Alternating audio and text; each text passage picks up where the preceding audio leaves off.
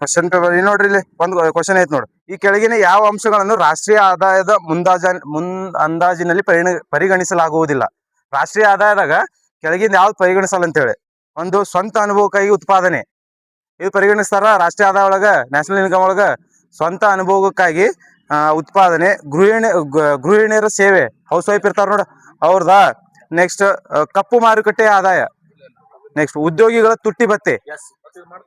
ಹೌದಲ್ಲ? ಯಾವ್ಯಾವ ಬರಲ್ರಿ ಇದ್ರಾಗ? ಇದೈತ್ ನೋಡ್ರಿ, ಸ್ವಂತ ಅನುಭವಕ್ಕಾಗಿ ನಮ್ದಾತ. ನೀ ಯಾರಿಗೋ ನಿಮ್ಮ ಮನ್ಯಾಗ ನಿನ್ ಮಗ ಪಾಠ ಮಾಡ್ತಿ ಅಂದ್ರ ಅದು ಇದು ನ್ಯಾಷನಲ್ ಇನ್ಕಮ್ ಒಳಗೆ ಬರಲ್ಲ. ನೀ ಏನಾದ್ರು ಬೇರೆ ಏನಾದ್ರು ಸರ್ವಿಸ್ ಕೊಟ್ಟಿದ್ರ, ಬೇರೆಯವ್ರಿಗೆ ಸರ್ವಿಸ್ ಕೊಡ್ಬೇಕಟ. ಬೇರೆಯವ್ರಿಗೆ ಏನಾದ್ರು ಕೊಟ್ಟಿವಿ ಅಂದ್ರೆ ಅದರಿಂದ ಏನಾದ್ರು ಆದಾಯ ಬರ್ತಿದ್ರ ಅದನ್ನ ನ್ಯಾಷನಲ್ ಇನ್ಕಮ್ದಾಗ ಮೆಜರ್ ಮಾಡ್ತೀವಿ ನಾವು. ಇದು ಸ್ವಂತ ಅನುಭವಕ್ಕಾಗಿ ಆತ, ಗೃಹಿಣಿಯರ ಸೇವೆ ಆತ, ಈ ಕಪ್ಪು ಮಾರುಕಟ್ಟೆ ಆದಾಯ ಅಂತ ಬರ್ತೈತಿ. ಇದು ಏನ್ ಬ್ಲಾಕ್ ಮಾರ್ಕೆಟ್ ಇನ್ಕಮ್, ಇವು ಯಾರು ಬರಲ್ಲ. ಉದ್ಯೋಗಿಗಳ ತುಟ್ಟಿ ಭತ್ತೆ ಅಂತೀವಿ ನೋಡ, ಪೆನ್ಷನ್, ಇವೆಲ್ಲ ನ್ಯಾಷನಲ್ ಇನ್ಕಮ್ ಕನ್ಸಿಡರ್ ಮಾಡ್ತೀವಿ ನಾವು. ಈ ನ್ಯಾಷನಲ್ ಇನ್ಕಮ್ ಐತೆ, ನ್ಯಾಷನಲ್ ಇನ್ಕಮ್ ಅಂತಂದ್ರೇನು? ರಾಷ್ಟ್ರೀಯ ಆದ ಹೆಚ್ಚುವರಿ ಮತ್ತೆ ಪೆನ್ಷನ್ ನ್ಯಾಷನಲ್ ಇನ್ಕಮ್ ಕನ್ಸಿಡರ್ ಮಾಡ್ತೀವಿ ನೋಡಿ. ಪೆನ್ಷನ್ ಸಹಿತ ನ್ಯಾಷನಲ್ ಇನ್ಕಮ್ ಕನ್ಸಿಡರ್ ಮಾಡ್ತೀವಿ. ಇದು ಹೆಚ್ಚುವರಿ ಕೊಡ್ತಕ್ಕಂಥ ಅಮೌಂಟ್ ಐತೆ ನೋಡ್ರಿ, ಇದು ಸಹಿತ ನ್ಯಾಷನಲ್ ಇನ್ಕಮ್ ದಾಗ ಕನ್ಸಿಡರ್ ಮಾಡ್ತೀವಿ. ರಾಷ್ಟ್ರೀಯ ಡಿ ಐತಲ್ಲ, ಡಿಯರ್ನೆಸ್ ಅಲವನ್ಸಸ್, ಹೌದಲ್ಲ? ಈ ರಾಷ್ಟ್ರೀಯ ಆದಾಯ ಐತೆ ನೋಡ್ರಿ. ರಾಷ್ಟ್ರೀಯ ಆದಾಯ ಅಂತಂದ್ರೆ ಏನು? ಒಂದು ದೇಶ ಒಂದು ವರ್ಷದಲ್ಲಿ ಉತ್ಪಾದನೆ ಮಾಡಿದ ಸರಕು ಮತ್ತು ಸೇವೆಗಳ ಒಟ್ಟು ಆಂತರಿಕ ಮೌಲ್ಯವನ್ನು ರಾಷ್ಟ್ರೀಯ ಆದಾಯ ಅಂತ ಕರಿತೀವಿ, ಹೌದಲ್ಲ?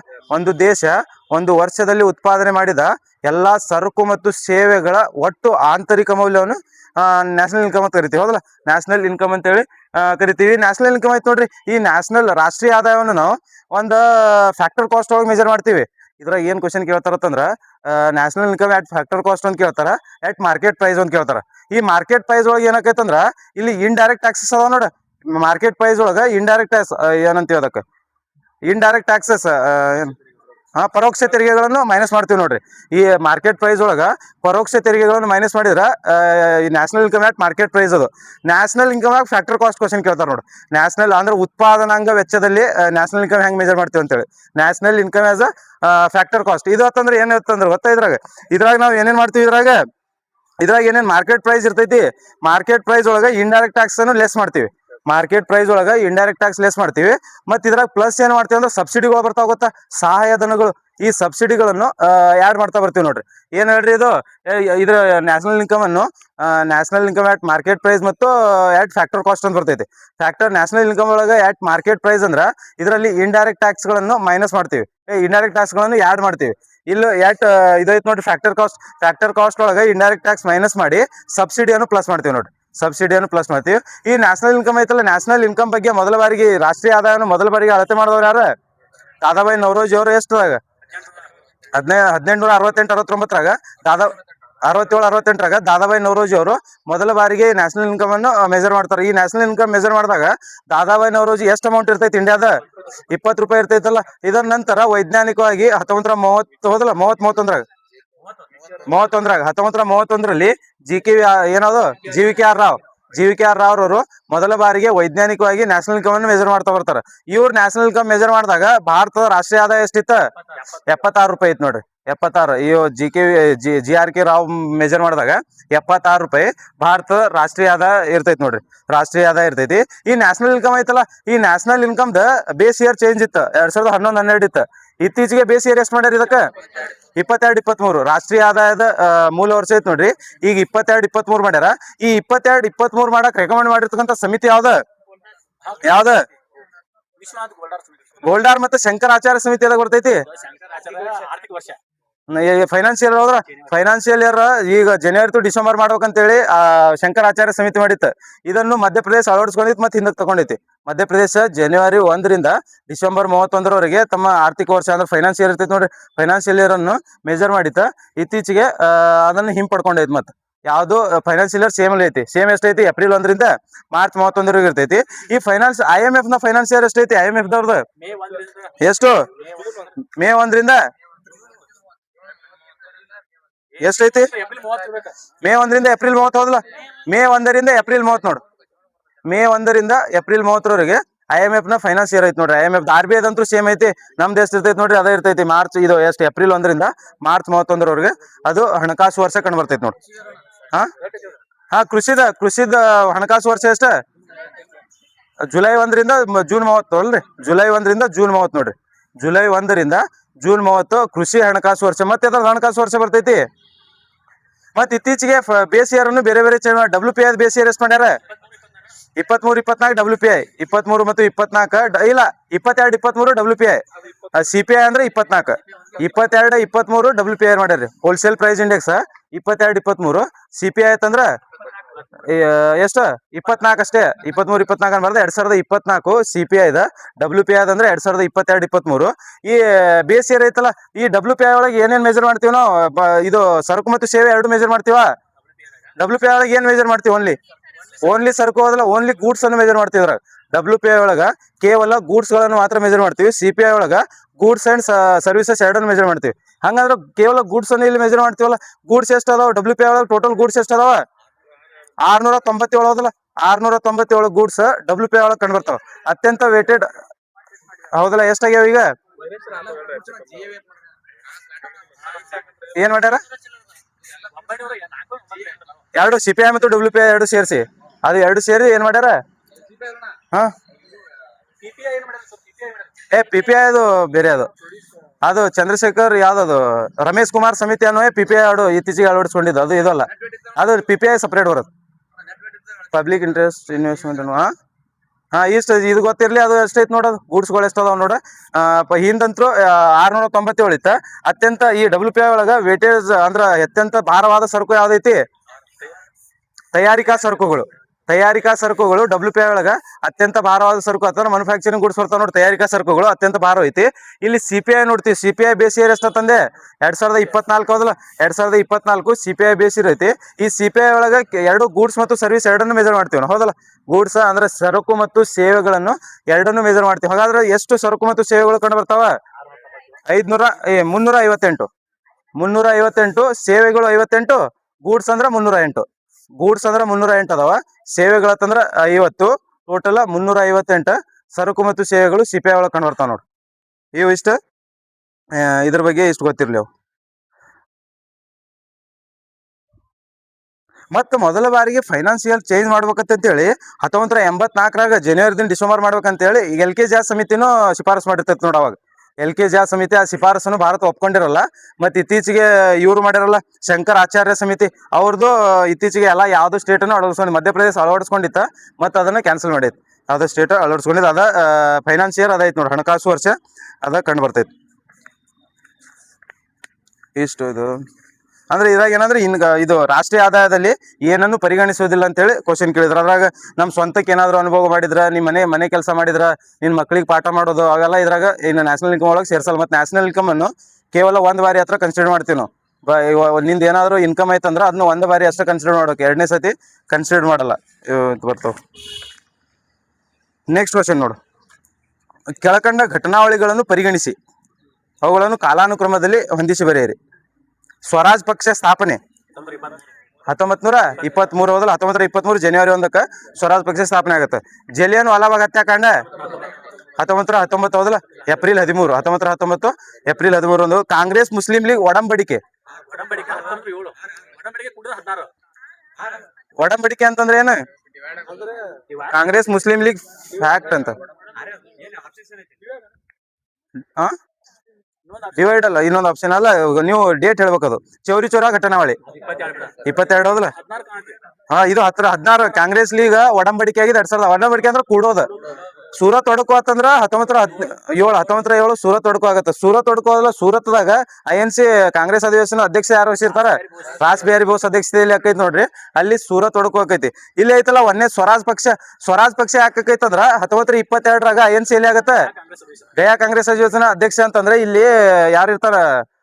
ಯಾರು ಅಂದ್ರೆ ಇವನು ಸಿ ಆರ್ ದಾಸ್ ಇರ್ಬೋದು. INC ಅಧ್ಯಕ್ಷ ಆಗ್ಬೇಕಂತೇಳಿ ಮಾಡಿರ್ತಾರ. ಆದ್ರ ಅವ್ರ ಮಧ್ಯದಲ್ಲಿ ಇಬ್ಬರ ಮಧ್ಯದಲ್ಲಿ ಏನೋ ಕಲಹ ಉಂಟಾಗಿ ಒಂದು ಏನ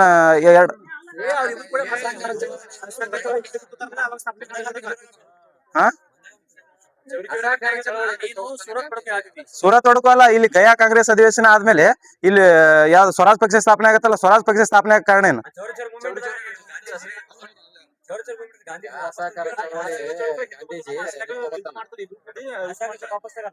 ಅಲ್ಲೋ ಚೌರಿ ಚೌರ ಘಟನೆ ನಡೆದಾಗ ಅಸಹಕಾರ ಚಳವಳಿನ ಗಾಂಧೀಜಿ ಹಿಂದೆ ತಗೋತಾನ. ಅವಾಗ ಗಯಾದಾಗ ಡಿಸೈಡ್ ಆಗುತ್ತೆ ಇದು ಸ್ವರಾಜ್ಯ ಪಕ್ಷ ಸ್ಥಾಪನೆ ಮಾಡೋದು. ಹೌದಾ? ಇರ್ಬೋದು.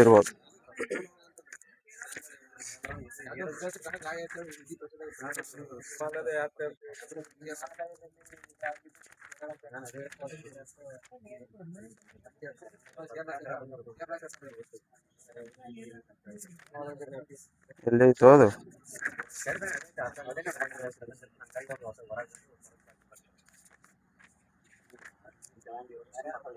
ಹಾ, ಸ್ವರಾಜ್ ಪಕ್ಷ ಏನಾಕೈತಂದ್ರ ಇಲ್ಲಿ ಇದು ಸ್ವರಾಜ್ ಪಕ್ಷ ಯಾಕೆ ಸ್ಥಾಪನೆ ಆಕೈತಂದ್ರ ಇಲ್ಲಿ ಗಯಾ ಕಾಂಗ್ರೆಸ್ ಅಧಿವೇಶನದಾಗ 2 ಗುಂಪುಗಳು ಕ್ರಿಯೇಟ್ ಆಗ್ತಾವ.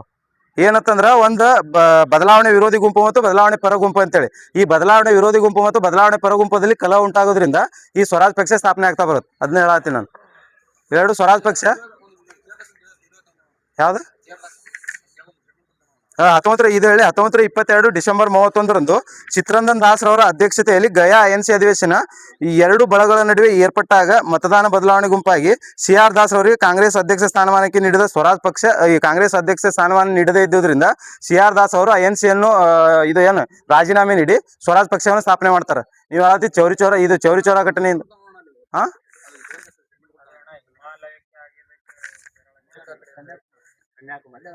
ಅದು ಅಸಹಕಾರ ಚಳವಳಿ ಹಿಂದ್ ತೆಗೆದುಕೊಳ್ಳೋದ್ರಿಂದ ಇವ್ನ್ ಹೇಳಲ್ಲ. ಅದು CR ದಾಸ್ ಏನ್ ಹೇಳ್ತಾನಂತಂದ್ರ ಈಗ ಅಂದ್ರ ಅಸಹಕಾರಿ ಚಳವಳಿ ಹಿಂದ್ ತಗೊಂತಾನಲ್ಲ, ಅಸಹಕಾರಿ ಚಳವಳಿ ಹಿಂದ್ ತಗೊಂಡಾಗ ಇವ್ರು ಏನ್ ಹೇಳ್ತಾರತ್ತಂದ್ರ ಈ ಕನ್ಯಾಕುಮಾರಿ ಗ್ರಾಮ ಒಂದು ಏನಾದ್ರು ಶೋಕ ಆಚರಿಸ್ತಂದ್ರ ಹಿಮಾಲಯ ತಪ್ಪಲಿನ ಗ್ರಾಮಕ್ಕೆ ಶಿಕ್ಷೆ ವಿಧಿಸಬಹುದು ಅಂತೇಳಿ ಅದು ಅಸಹಕಾರಿ ಚಳವಳಿಯಿಂದ ಇದು ಅದರಿಂದ ಸ್ಥಾಪನೆ ಮಾಡಲ್ಲ ಇವ.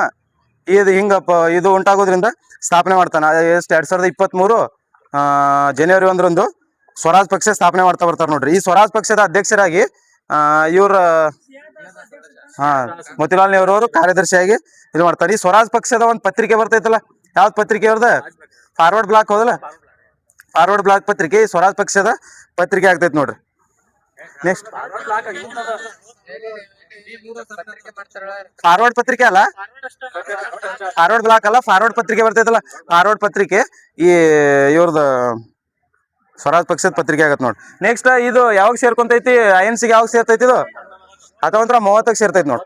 1930 ಈ INC 1929ರಲ್ಲಿ INC ಕಾಂಗ್ರೆಸ್ ಅಧಿವೇಶನ ಲಾಹೋರ್ದಾಗ ನಡೀತೈತಲ್ಲ, ನಂತರ 1930ರಲ್ಲಿ ಈ ಸ್ವರಾಜ್ ಪಕ್ಷ ಸೇರ್ತೈತಿ ನೋಡಿ. ಒಂದ್ಸತಿ ನೋಡ್ 1930ರಾಗ ಸ್ವರಾಜ್ ಪಕ್ಷಕ್ಕೆ INCಗೆ ಸ್ವರಾಜ್ ಪಕ್ಷ ಸೇರ್ತೈತಿ ನೋಡ್ರಿ. ನಂತರ ಜಲಿಯನ್ ವಾಲಾಬಾಗ್ ಹತ್ಯಾಕಾಂಡ 1919 ನಡೀತೈತಲ್ಲ, ಅಂದ್ರೆ 1919ರಲ್ಲಿ ಪಂಜಾಬ್ದಲ್ಲಿ ಒಂದೇ ದ್ವಾರದಿಂದ ಕೂಡಿರ್ತಕ್ಕಂಥ ಎಲ್ಲ ಎದಕ್ಕ ಸೈಫುದ್ದೀನ್ ಕಿಚ್ಲು ಮತ್ತು ಸತ್ಯಪಾಲ್ ಮತ್ತು ಸೈಫುದ್ದೀನ್ ಕಿಚ್ಲು ಬಂಧನ ಆಗಿರ್ತೈತಿ. ಅದಕ್ಕಾಗಿ ಇವರೆಲ್ಲ ಮೀಟಿಂಗ್ ಮಾಡಕಂತೇಳಿ ಜಲಿಯನ್ ವಾಲಾಬಾಗ್ ಅಲ್ಲಿ ಕೂಡಿರ್ತಾರಲ್ಲ ಒಂದೇ ಗ್ರೌಂಡ್ ಒಳಗ. ಅದನ್ನ ಇದು ಜನರಲ್ ಡಯರ್ ಹೋದಲ್ಲ, ಜನರಲ್ ಡಯರ್ ಜಲಂಧರ್ದಲ್ಲಿರುವ ಅಧಿಕಾರಿ ತನ್ನ ಸೇನಾಧಿಕಾರಿ ಅಲ್ಲ ಇವನ್ ಮೈಕಲ್ ಡಯರ್ ಕರೆಸ್ತಾನವ ಸೇನಾಧಿಕಾರಿ. ಜನರಲ್ ಡಯರ್ ಇಬ್ರು ಬೇರೆ ಬೇರೆ. ಇವು ಮೈಕಲ್ ಡಯರ್ನ ಬೇರೆ, ಜನರಲ್ ಡಯರ್ನ ಬೇರೆ. ಇಲ್ಲಿ ಮೈಕಲ್ ಡಯರ್ ಅದಾರ ನೋಡ್ರಿ. ಮೈಕಲ್ ಡಯರ್ ಆಗಿನ ಪಂಜಾಬ್ನ ಗವರ್ನರ್ ಜನರಲ್ ಇರ್ತಾನ. ಮೈಕಲ್ ಡಯರ್ ಪಂಜಾಬಿನ ಗವರ್ನರ್ ಜನರಲ್ ಆಗಿರ್ತಾನ.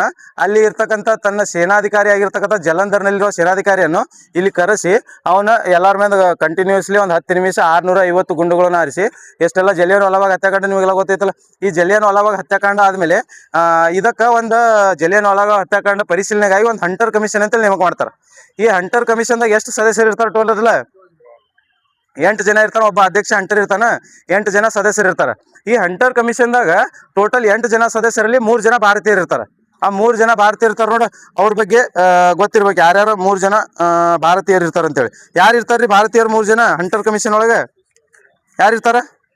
ಸುಲ್ತಾನ್ ಅಹಮದ್ ಅಂತ ಇರ್ತಾನ. ಮತ್ತ ಚಮನ್ ಲಾಲ್ ಸೆಟ್ಲ್ವಾಡ್ ಒಬ್ಬನ. ಸುಲ್ತಾನ್ ಅಹಮದ್ ಅಂತೇಳಿ. ಪಂಡಿತ್ ಜಗತ್ ನಾರಾಯಣ ಒಬ್ಬ. ಚಮನ್ ಲಾಲ್ ಸೆಟ್ಲ್ವಾಡ್ ಮತ್ ಇನ್ನೊಬ್ಬ ಯಾರ? ಸುಲ್ತಾನ್ ಅಹಮದ್. ಇವ್ರು 3 ಭಾರತೀಯರು ನೋಡ್ರಿ. ಹಂಟರ್ ಆಯೋಗ ಮತ್ತೆ ಇನ್ನೊಂದು ಶಿಕ್ಷಣಕ್ಕಾಗಿ ಸಂಬಂಧಪಡ್ತೈತಿ. 1881-82ರಾಗ ಶಿಕ್ಷಣಕ್ಕೆ ಸಂಬಂಧಪಟ್ಟಿರ್ತಕ್ಕಂಥ ಹಂಟರ್ ಆಯೋಗ ಬೇಡ. ಇದು ಚೌರಿ ಚೌರ ಘಟನೆಯ ಪರಿಶೀಲನೆಗಾಗಿ ಇಲ್ಲಿ 1919ರಲ್ಲಿ ಹಂಟರ್ ಆಯೋಗವನ್ನು ನೇಮಕ ಮಾಡ್ತಾರ. ಹಂಟರ್ ಆಯೋಗವನ್ನು ಜಲಿಯನ್ ವಾಲಾಬಾಗಾಗಿ 1919ರಲ್ಲಿ ನೇಮಕ ಮಾಡ್ತಾರ. ಅಲ್ಲಿ 82ರಾಗ ಶಿಕ್ಷಣಕ್ಕಾಗಿ ನೇಮಕ ಮಾಡಿರ್ತಕ್ಕಂಥ ಹಂಟರ್ ಆಯೋಗ. ಇದ್ರಾಗ ಭಾರತೀಯರು ಯಾರ್ಯಾರಿದ್ರು ಅಂತ ಗೊತ್ತಿರ್ಬೇಕು. ಯಾರ್ಯಾರಿದ್ರು ಭಾರತೀಯರು? ಸೆಟಲ್ವಾಡ್ ಅಹಮದ್, ಇನ್ನೊಬ್ಬ ಪಂಡಿತ್ ಚಮನ್ ಲಾಲ್ ಸೆಟ್ಲ್ವಾಡ್ ಅವನ. ಮತ್ ಇವ ಪಂಡಿತ್ ಜಗತ್ ನಾರಾಯಣ ಒಬ್ನು, ಚಿಮನ್ ಲಾಲ್ ಸೆಟ್ಲ್ವಾಡ್ ಒಬ್ಬ, ಸುಲ್ತಾನ್ ಅಹಮದ್. ಇವ್ರು 3 ಇಲ್ಲಿ ಭಾರತೀಯರು ಇರ್ತಾರ ನೋಡ್ರಿ ಹಂಟರ್ ಕಮಿಷನ್ ಒಳಗೆ. ಈ ಇದು ಆಕೈತಲ್ಲ ಇಷ್ಟ ಭಾರತೀಯರು ಇರ್ತಾರ. 30 ಇಪ್ಪತ್ತೈದರಾಗ ಸಾಯ್ತಾನ ಸಿಆರ್ದಾಸ್ 25ಕ್ಕೆ ಸಾಯ್ತಾನ, ಆಮೇಲೆ ಮುಂದುವರ್ಸ್ಕೊಂಡು ಹೋಗ್ತಾರ 30ಕ್ಕೆ ಸೇರ್ತೈತಿ ನೋಡು. ಅದು ಅಲ್ಲ, ಟೆಕ್ಸ್ಟ್ ಬುಕ್ ಕ್ವಶನ್ ಐತಿ ನೋಡೋದು, ಟೆಕ್ಸ್ಟ್ ಬುಕ್ ಕ್ವಶನ್ ಐತಿ ನೋಡೋದು. ನೀವು ಗೂಗಲ್ ಒಂದ್ಸಲ ಟೆಕ್ಸ್ಟ್ ಬುಕ್ ಗೌರ್ಮೆಂಟ್ ಇಲ್ಲೇ ಬೇರೆ ಹಾ ಎಲ್ಲ 2019 ಕರೆಕ್ಟ್ ಐತಿ, 100% ಐತಿ ಅದು. 19 ಅವ್ನು ಸಾಯ್ತಾನ, 25ಕ್ಕೆ ಸಾಯ್ತಾನ ಬಿಡವ. ಸಾಯ್ತಾನಲ್ಲ, ಮುಂದುವರಿಸ್ತಾರೆ ಯಾರು ನೋಡ್ರಿ, ಒಂದ್ಸತಿ ಕನ್ಫರ್ಮ್ ಮಾಡ್ಕೋರಿ ಅದು ಯಾವಾಗ ಸೇರ್ತೈತೆ ಅಂತ ಹೇಳಿ ನೋಡೋಣ, ನಾಳೆ ಹೇಳ್ತೀನಿ. ಇಲ್ಲಿ ನೆಕ್ಸ್ಟ್ ಕಾಂಗ್ರೆಸ್ ಮತ್ತು ಮುಸ್ಲಿಂ ಲೀಗ್ ಒಡಂಬಡಿಕೆ 1916 ಹೌದಲ್ಲ. ಇಲ್ಲಿ 1916ರಲ್ಲಿ ಯಾವ ಎನ್ಸಿ ಹಾಕೈತಿ? ಇಲ್ಲಿ ಲಕ್ನೋ ಅಧಿವೇಶನ ಹೌದಲ್ಲ. ಲಕ್ನೋ ಅಧಿವೇಶನದ ಮುಂದಾಳತ್ವ ವಹಿಸುವ ಅಧ್ಯಕ್ಷತೆ ಯಾರು ಇರ್ತಾರೆ? AC ಮಜುಮ್ದಾರ್ ಅವರ ಅಧ್ಯಕ್ಷತೆಯಲ್ಲಿ ಈ ಲಕ್ನೋ ಅಧಿವೇಶನ ಆಗ್ತೈತಿ. ಇಲ್ಲಿ ಒಡಂಬಡಿಕೆ ಆಗ್ತೈತಿ. ಚೌರಿ ಚೌರಾ ಘಟನೆ ಐತಿ. ಚೌರಿ ಚೌರಾ ಘಟನೆ 1922 ಫೆಬ್ರವರಿ 5 ಅದಲ್ಲ. ಫೆಬ್ರವರಿ 5ಕ್ಕೆ ಚೌರಿ ಚೌರಾ ಘಟನೆ ನಡೀತೈತಿ. ಈ ಫೆಬ್ರವರಿ 5ಕ್ಕೆ ಚೌರಿ ಚೌರಾ ಘಟನೆ ನಡೆದಾಗ ಇಲ್ಲಿ ಇಲ್ಲಿ ಅಸಹಕಾರ ಚಳವಳಿ ಗಾಂಧೀಜಿಯವ್ರು ಹಿಂಪಡ್ಕೊಂತಾರೋದಲ್ಲ.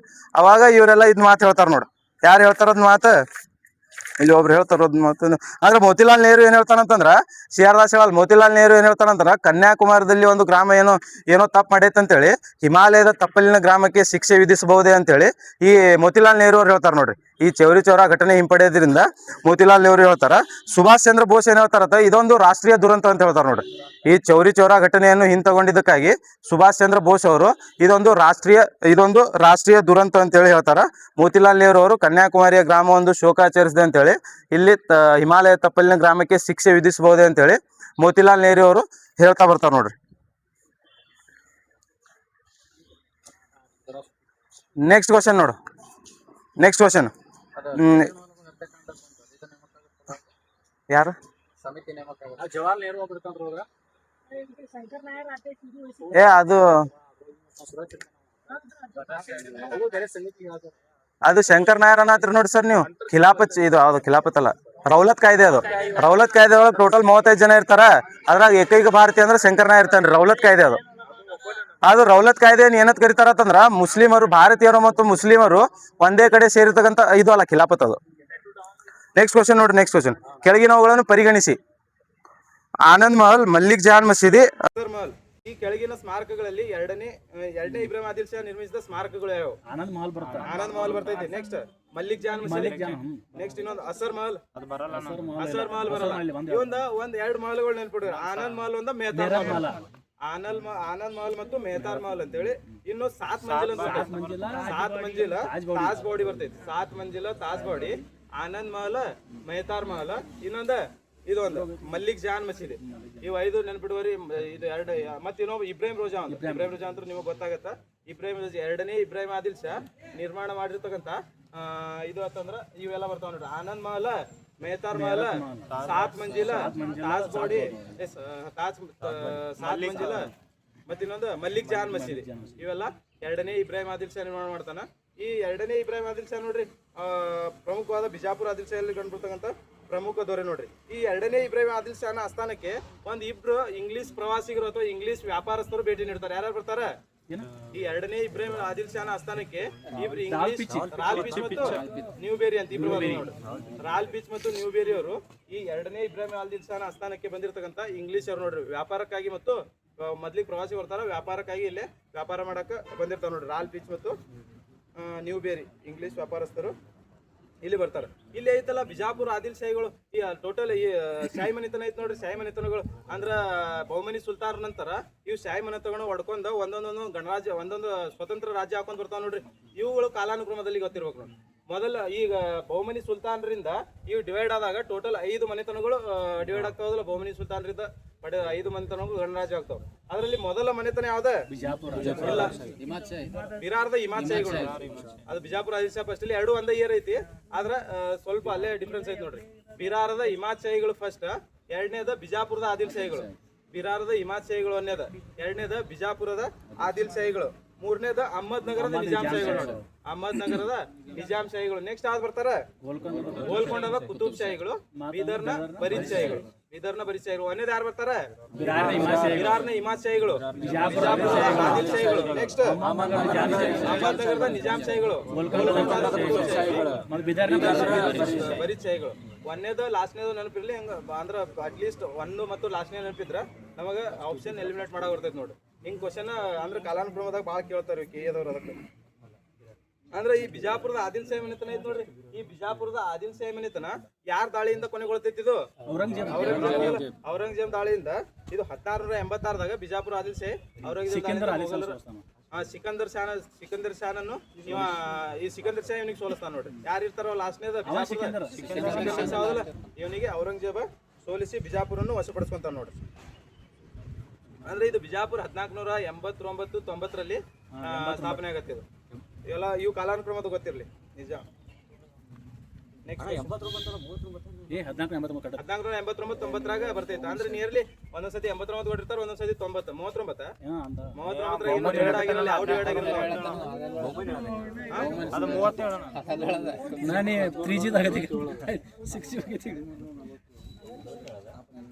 ಇಲ್ಲಿ ಹಂಟರ್ ಕಮಿಷನ್ ದಾಗ ಇರ್ತಕ್ಕಂತ 3 ಭಾರತೀಯರ ಯಾರ್ಯಾರ ತಂದೆ ನಾನು? ಶೆಟಲ್ವಾಡ,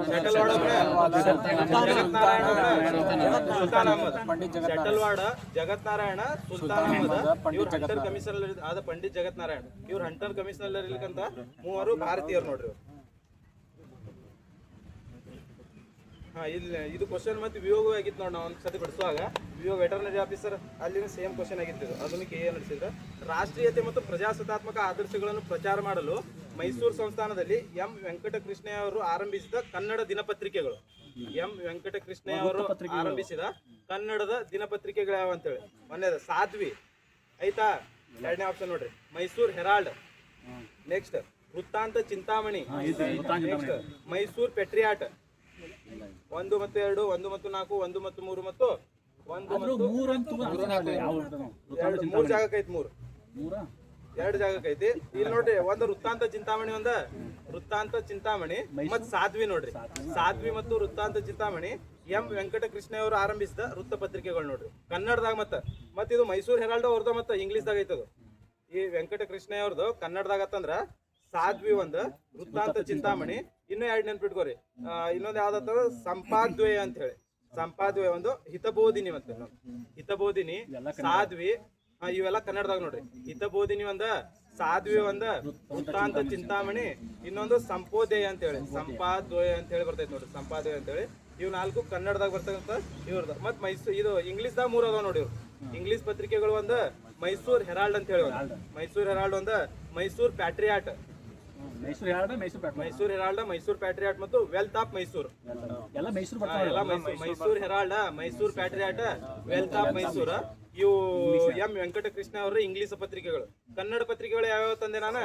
ಸಾಧ್ವಿ ಒಂದು, ವೃತ್ತಾಂತ ಚಿಂತಾಮಣಿ, ಮತ್ತೆ ಸಂಪದ್ವಯ, ಮತ್ತೆ ಹಿತಬೋಧಿನಿ. ಇವು ಎಲ್ಲ ಎಂ ವೆಂಕಟಕೃಷ್ಣ ಅವರ ಕನ್ನಡ ಪತ್ರಿಕೆಗಳು ನೋಡಿ. ಕನ್ನಡ ಪತ್ರಿಕೆ ಧಾರವಾಡದಿಂದ ಕೆಲವೊಂದು ಪತ್ರಿಕೆಗಳು ಅಂದ್ರೆ ನಮ್ದು ಇದು ಏಕೀಕರಣ, ಸ್ವಾತಂತ್ರ್ಯ ಕರ್ನಾಟಕದ ಏಕೀಕರಣ ಸಮಯದಲ್ಲಿ ಧಾರವಾಡದಿಂದ ಮುಖ್ಯವಾದ ಪಾತ್ರ ವಹಿಸಿದ ಕನ್ನಡ ಪತ್ರಿಕೆಗಳು. ಚಂದ್ರೋದಯ ಒಂದು ಇಂಪಾರ್ಟೆಂಟ್ ನೋಡಿ. ಚಂದ್ರೋದಯ ಒಂದು ಪತ್ರಿಕೆ. ಮತ್ತ ವಾಗ್ಭೂಷಣ ಬರಲ್ಲ ಸರ್, ಈ ಕ್ರಾಂತಿಕಾರಿ ಚಳವಳಿಯಲ್ಲಿ ವಾಗ್ಭೂಷಣ ಭಾಗವಹಿಸಿಲ್ಲ. ಚಂದ್ರೋದಯ ಒಂದು ನೋಡ್ರಿ, ಚಂದ್ರೋದಯ ಇಂಪಾರ್ಟೆಂಟ್ ನೋಡ್ರಿ. ಚಂದ್ರೋದಯ ಪತ್ರಿಕೆ ಐತಿ ನೋಡ್ರಿ. ನಮ್ಮ ಕರ್ನಾಟಕ ಏಕೀಕರಣ ಚಳವಳಿಯಲ್ಲಿ ಅಂದ್ರೆ ಪ್ರಮುಖವಾದ, ಅಂದ್ರೆ ಏಕೀಕರಣ ಚಳವಳಿ ಪ್ರಮುಖವಾದ ಪಾತ್ರ ವಹಿಸಿತ್ತಂದ್ರೆ ಏಕೀಕರಣ ಚಳವಳಿ ಬಗ್ಗೆ ಎಲ್ಲಾ ಜನರಲ್ಲಿ ಪತ್ರಿಕೆ ಮೂಲಕ ಎಲ್ಲಾ ಜನರಲ್ಲಿ ಅರಿವನ್ನು ಮೂಡಿಸಿರ್ತಕ್ಕಂಥ ಪತ್ರಿಕೆ. ಅದಕ್ಕಾಗಿ ಅವು ಏಕೀಕರಣದಲ್ಲಿ ಪಾತ್ರ ವಹಿಸಿದ ಪತ್ರಿಕೆಗಳು ಅಂತ ಹೇಳ್ತೀವಿ. ಚಂದ್ರೋದಯ ಅಂತ ಹೇಳಿ ಒಂದು ಬರ್ತೈತಿ. ಯಾವ್ದು? ವಾಗ್ಭೂಷಣ. ಯಾವ್ದ್ರಿ? ಹೌದಾ, ಕಲಬುರ್ಗಿದಿಂದ ಒಂದು ಕರ್ಮವೀರ ಅಂತ ಬರುತ್ತೆ ನೋಡಿ, ಗೊತ್ತಿಲ್ಲ. ಮತ್ತೆ ಕಲಬುರ್ಗಿಯ ಕರ್ಮವೀರ, ಮತ್ತೆ ಯಾವ್ದ? ಮೈಸೂರಿನಿಂದ ಮತ್ತೆ ಕರೆಕ್ಟ್ ನನಗೆ ಗೊತ್ತಿಲ್ಲ, ಸುಮ್ಮನೆ ಹೇಳ್ಬೇಡ್ರಿ. ಕಲಬುರ್ಗಿಯ ಕರ್ಮವೀರ. ಬೆಂಗಳೂರಿಂದ ಸೂರ್ಯೋದಯ, ಬೆಂಗಳೂರಿಂದ ಬೆಂಗಳೂರಿನಿಂದ ಅರುಣೋದಯ.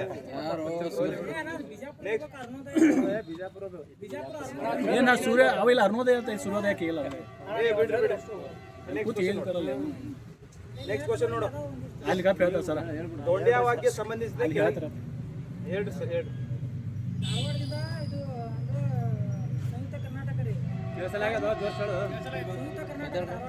ಧಾರವಾಡದಿಂದ ಸಂಯುಕ್ತ ಕರ್ನಾಟಕ.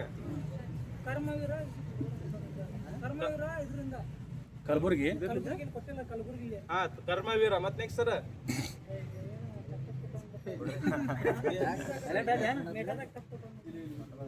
ಜಮೀನ್ ಆಗತ್ರಿ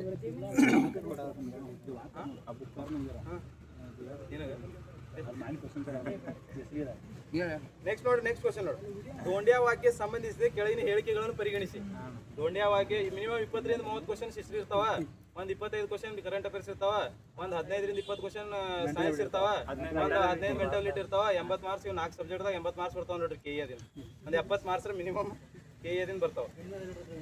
ಇಲ್ಲಿ ನೋಡ್ರಿ, ದೋಂಡ್ಯಾವಾಕ್ಯ ಸಂಬಂಧಿಸಿದ ಕೆಳಗಿನ ಹೇಳಿಕೆಗಳನ್ನು ಪರಿಗಣಿಸಿ. ಈತನು ಕರ್ನಾಟಕದಲ್ಲಿ ಮೊದಲ ಸಶಸ್ತ್ರ ಬಂಡಾಯವನ್ನು ಆರಂಭಿಸಿದನು. ಕರ್ನಾಟಕದಲ್ಲಿ ಮೊದಲ ಸಶಸ್ತ್ರ ಬಂಡಾಯವನ್ನು ಆರಂಭಿಸಿದನು. ಮೈಸೂರು ಪ್ರದೇಶದ ಮುಸಲ್ಮಾನರು ಈತನ ಬಗ್ಗೆ ಸಹಾನುಭೂತಿ ಹೊಂದಿದ್ದರು.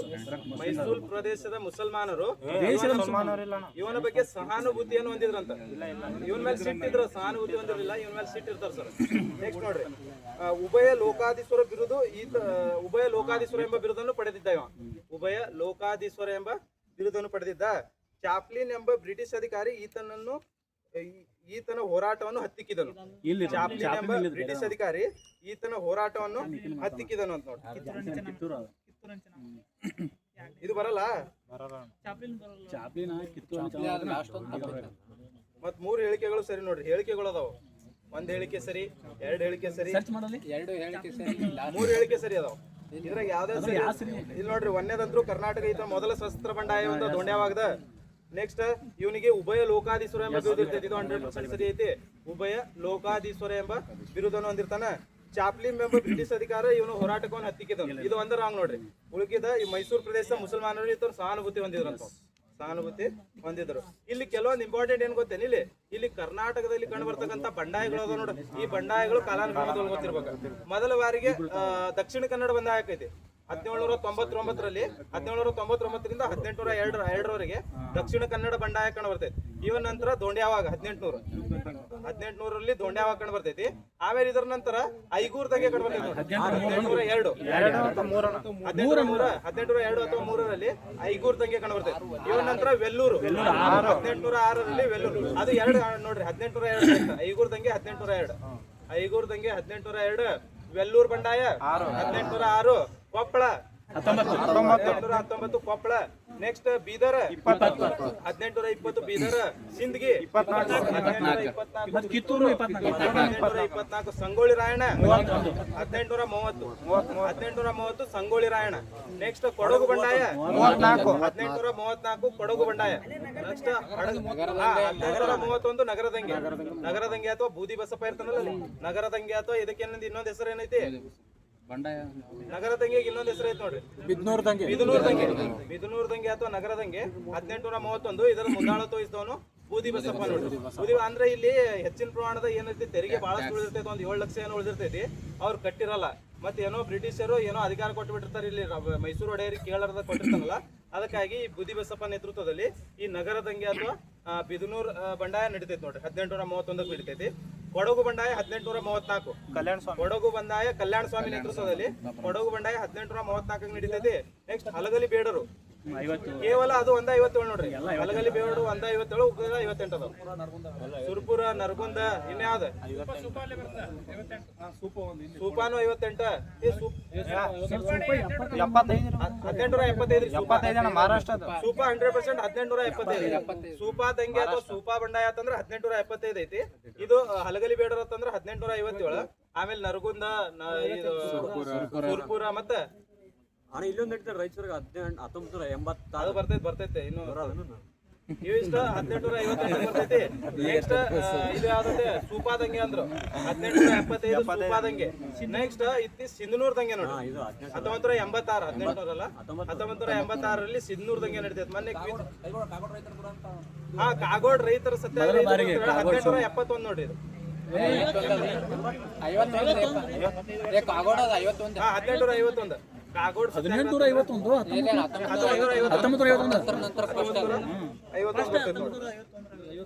ಮತ್ತೆ ಇನ್ನೊಂದು ನಿಪ್ಪಾಣಿ ದಂಗೆ ಬರ್ತೈತಿ. ನಿಪ್ಪಾಣಿ ದಂಗೆ ಇದು 1981 ಬರ್ತೈತಿ ನೋಡ್ರಿ.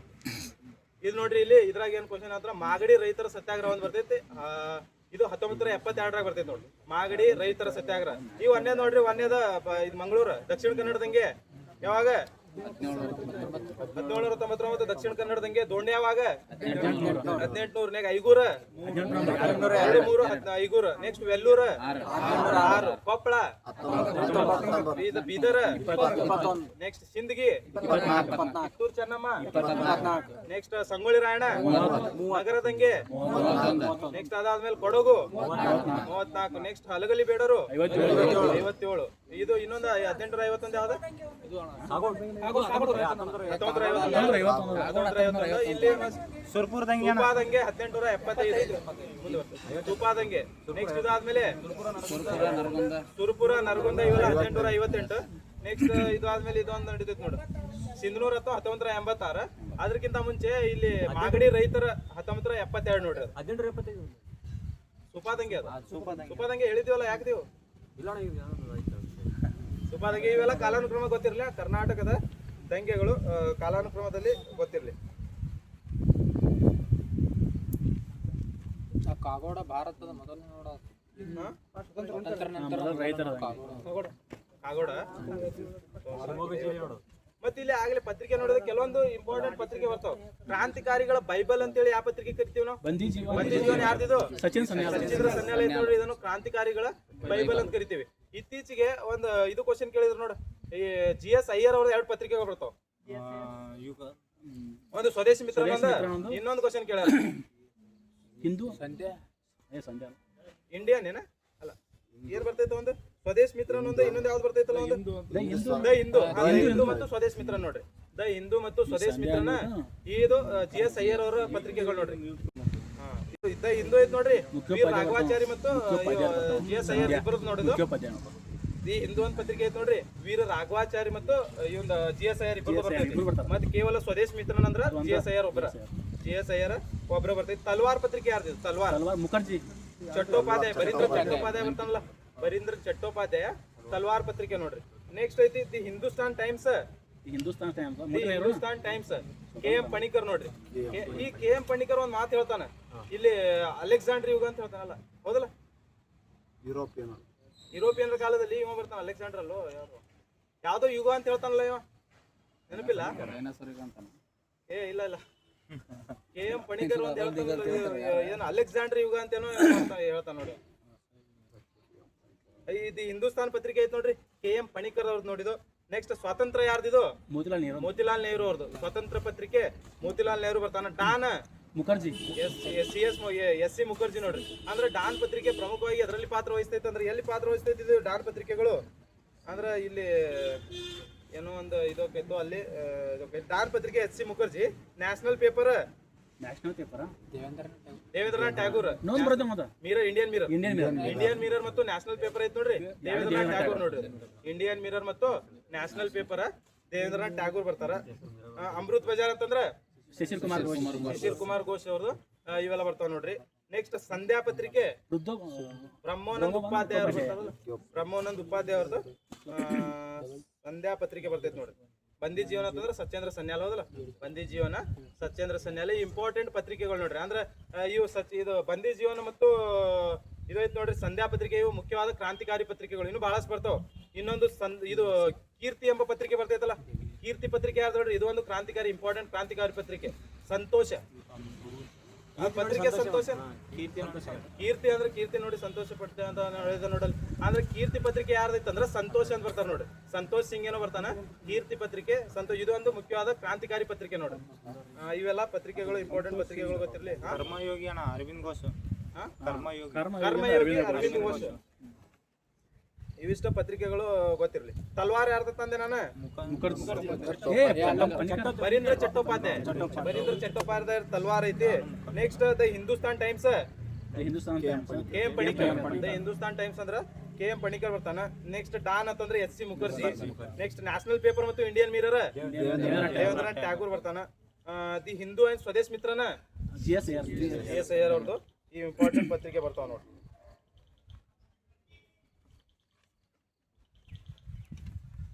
ನೆಕ್ಸ್ಟ್ ಕ್ವಶನ್ ನೋಡ್ರಿ. ಬಸಪ್ಪ ಒಂದ್ ಕಡೆ ಪಟ್ಟಿ 1 ಪಟ್ಟಿ 2 ಜೋಡಿಸಿ ಬರೀ ಐತಿ. ಬಸಪ್ಪ ನಾಯಕ, ಪಾರ್ಶ್ವದೇವ, ಚಾಮಯ್ಯ, ವಿದ್ಯಾರಣ್ಯ. ಈ ಕಡೆ ಅವ್ರ ಕೃತಿಗಳನ್ನು ಜೋಡಿಸಿ ಹೇಳ್ಬೇಕು. ವಿದ್ಯಾರಣ್ಯದ ಒಂದು ಗೊತ್ತಿದ್ರೆ ಸಾಕು, ಆನ್ಸರ್ ಬಂದ್ಬಿಡುತ್ತೆ. ವಿದ್ಯಾರಣ್ಯ ಅವ್ರ ಕೃತಿಗಳ ಶಂಕರ ವಿಜಯ ಮತ್ತೆ ರಾಜಕಾಲನಿರ್ಣಯ. ಈ ಕಡೆ ಆಪ್ಷನ್ ಹೇಳ್ತೀನಿ ನೋಡಿ. ದೊಡ್ಡ ದೇವರಾಜ ಸಾಂಗತ್ಯ, ಶಂಕರ ವಿಜಯಂ, ಸಂಗೀತ ಸಮಯಸಾರ, ಶಿವತತ್ವ ರತ್ನಾಕರ. ಶಂಕರ ವಿಜಯ ಅಂತಂದ್ರೆ ವಿದ್ಯಾರಣ್ಯ, ಗುರು ವಿದ್ಯಾರಣ್ಯರು ಅಂತಂದ್ರೆ ಏನಿದು ವಿಜಯನಗರ ಸಾಮ್ರಾಜ್ಯ ಸ್ಥಾಪನೆಗೆ ಕಾರಣಕರ್ತರಾದಂತ ಗುರುಗಳು ಗುರು ವಿದ್ಯಾರಣ್ಯ ಅದಾರ ನೋಡ್ರಿ. ಈ ಗುರು ವಿದ್ಯಾರಣ್ಯವರ ಪ್ರಮುಖ ಕೃತಿಗಳು ಗೊತ್ತಿರ್ಬೇಕು. ಈ ಗುರು ವಿದ್ಯಾರಣ್ಯ ಅವ್ರ ಕೃತಿಗಳು ಯಾವ್ಯಾವ ಬರ್ತಾವ ಬರ್ತಾವ್ರಿ ಇವ್ರ ಕೃತಿಗಳು? ರಾಜಕಾಲನಿರ್ಣಯ ಒಂದು ಅಂದ್ರೆ ಪರಾಶರ ಮಾಧವ ವಿಜಯ ಅಂತ ಬರ್ತೈತಿ. ಪರಾಶರ ಮಾಧವ ವಿಜಯ, ಶಂಕರ ವಿಜಯ ಒಂದ, 2 ವಿಜಯ ಬರ್ತಾವ.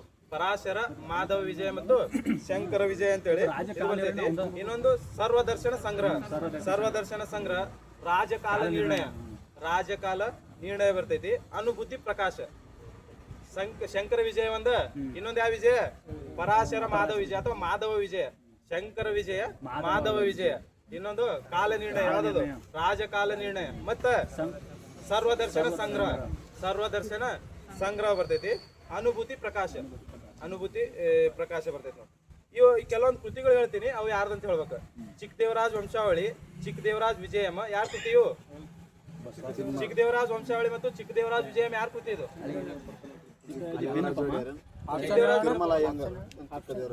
ಚಿಕ್ಕದೇವರಾಜ್ ವಂಶಾವಳಿ, ಚಿಕ್ಕದೇವರಾಜ್ ವಿಜಯಮ್ಮ, ಚಿಕ್ಕದೇವರಾಜ್ ಶತೆಯ, ಅಪ್ರತಿಮ ವೀರ ಚರಿತ್ರ.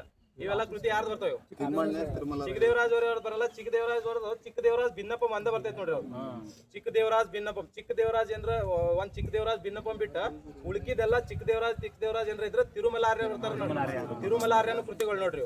ಚಿಕ್ಕದೇವರಾಜ್ ಭಿನ್ನಪವನ್ನು ಬಿಟ್ಟು ಉಳ್ಕಿದೆಲ್ಲ ಚಿಕ್ಕದೇವರಾಜ್ ಯಾವ್ಯಾವ ಕೃತಿ ಬರ್ತಾವ ನೋಡ್ರಿ, ಅವೆಲ್ಲ ತಿರುಮಲಾರ್ಯ ನೋಡ್ರಿ. ತಿರುಮಲಾರ್ಯ ಅವ್ರದ ಕೃತಿಗಳು ಬರ್ತಾವ.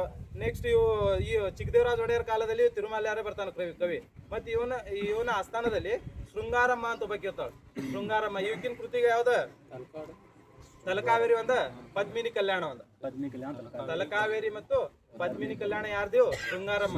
ಚಿಕ್ಕದೇವರಾಜ ಒಡೆಯನ ಆಸ್ಥಾನದಲ್ಲಿ ಈ ಶೃಂಗಾರಮ್ಮ ಇರ್ತಾಳಲ್ಲ, ತಲಕಾವೇರಿ ಮತ್ತು ಪದ್ಮಿನಿ ಕಲ್ಯಾಣ, ಇವೆರಡು ಕೃತಿಗಳು ಅವ್ರು ಬರ್ತಾವ ನೋಡ್ರಿ. ಮತ್ತೆ ಇವು ಚಿಕ್ಕದೇವರಾಜ ಒಡೆಯರ್ ಕೃತಿಗಳು ಯಾವ್ಯಾವ? ಚಿಕ್ಕದೇವರಾಜ್ ಭಿನ್ನಪ್ಪ ಒಂದ, ಇನ್ನೊಂದು ಗೀತಾ ಗೋಪಾಲ.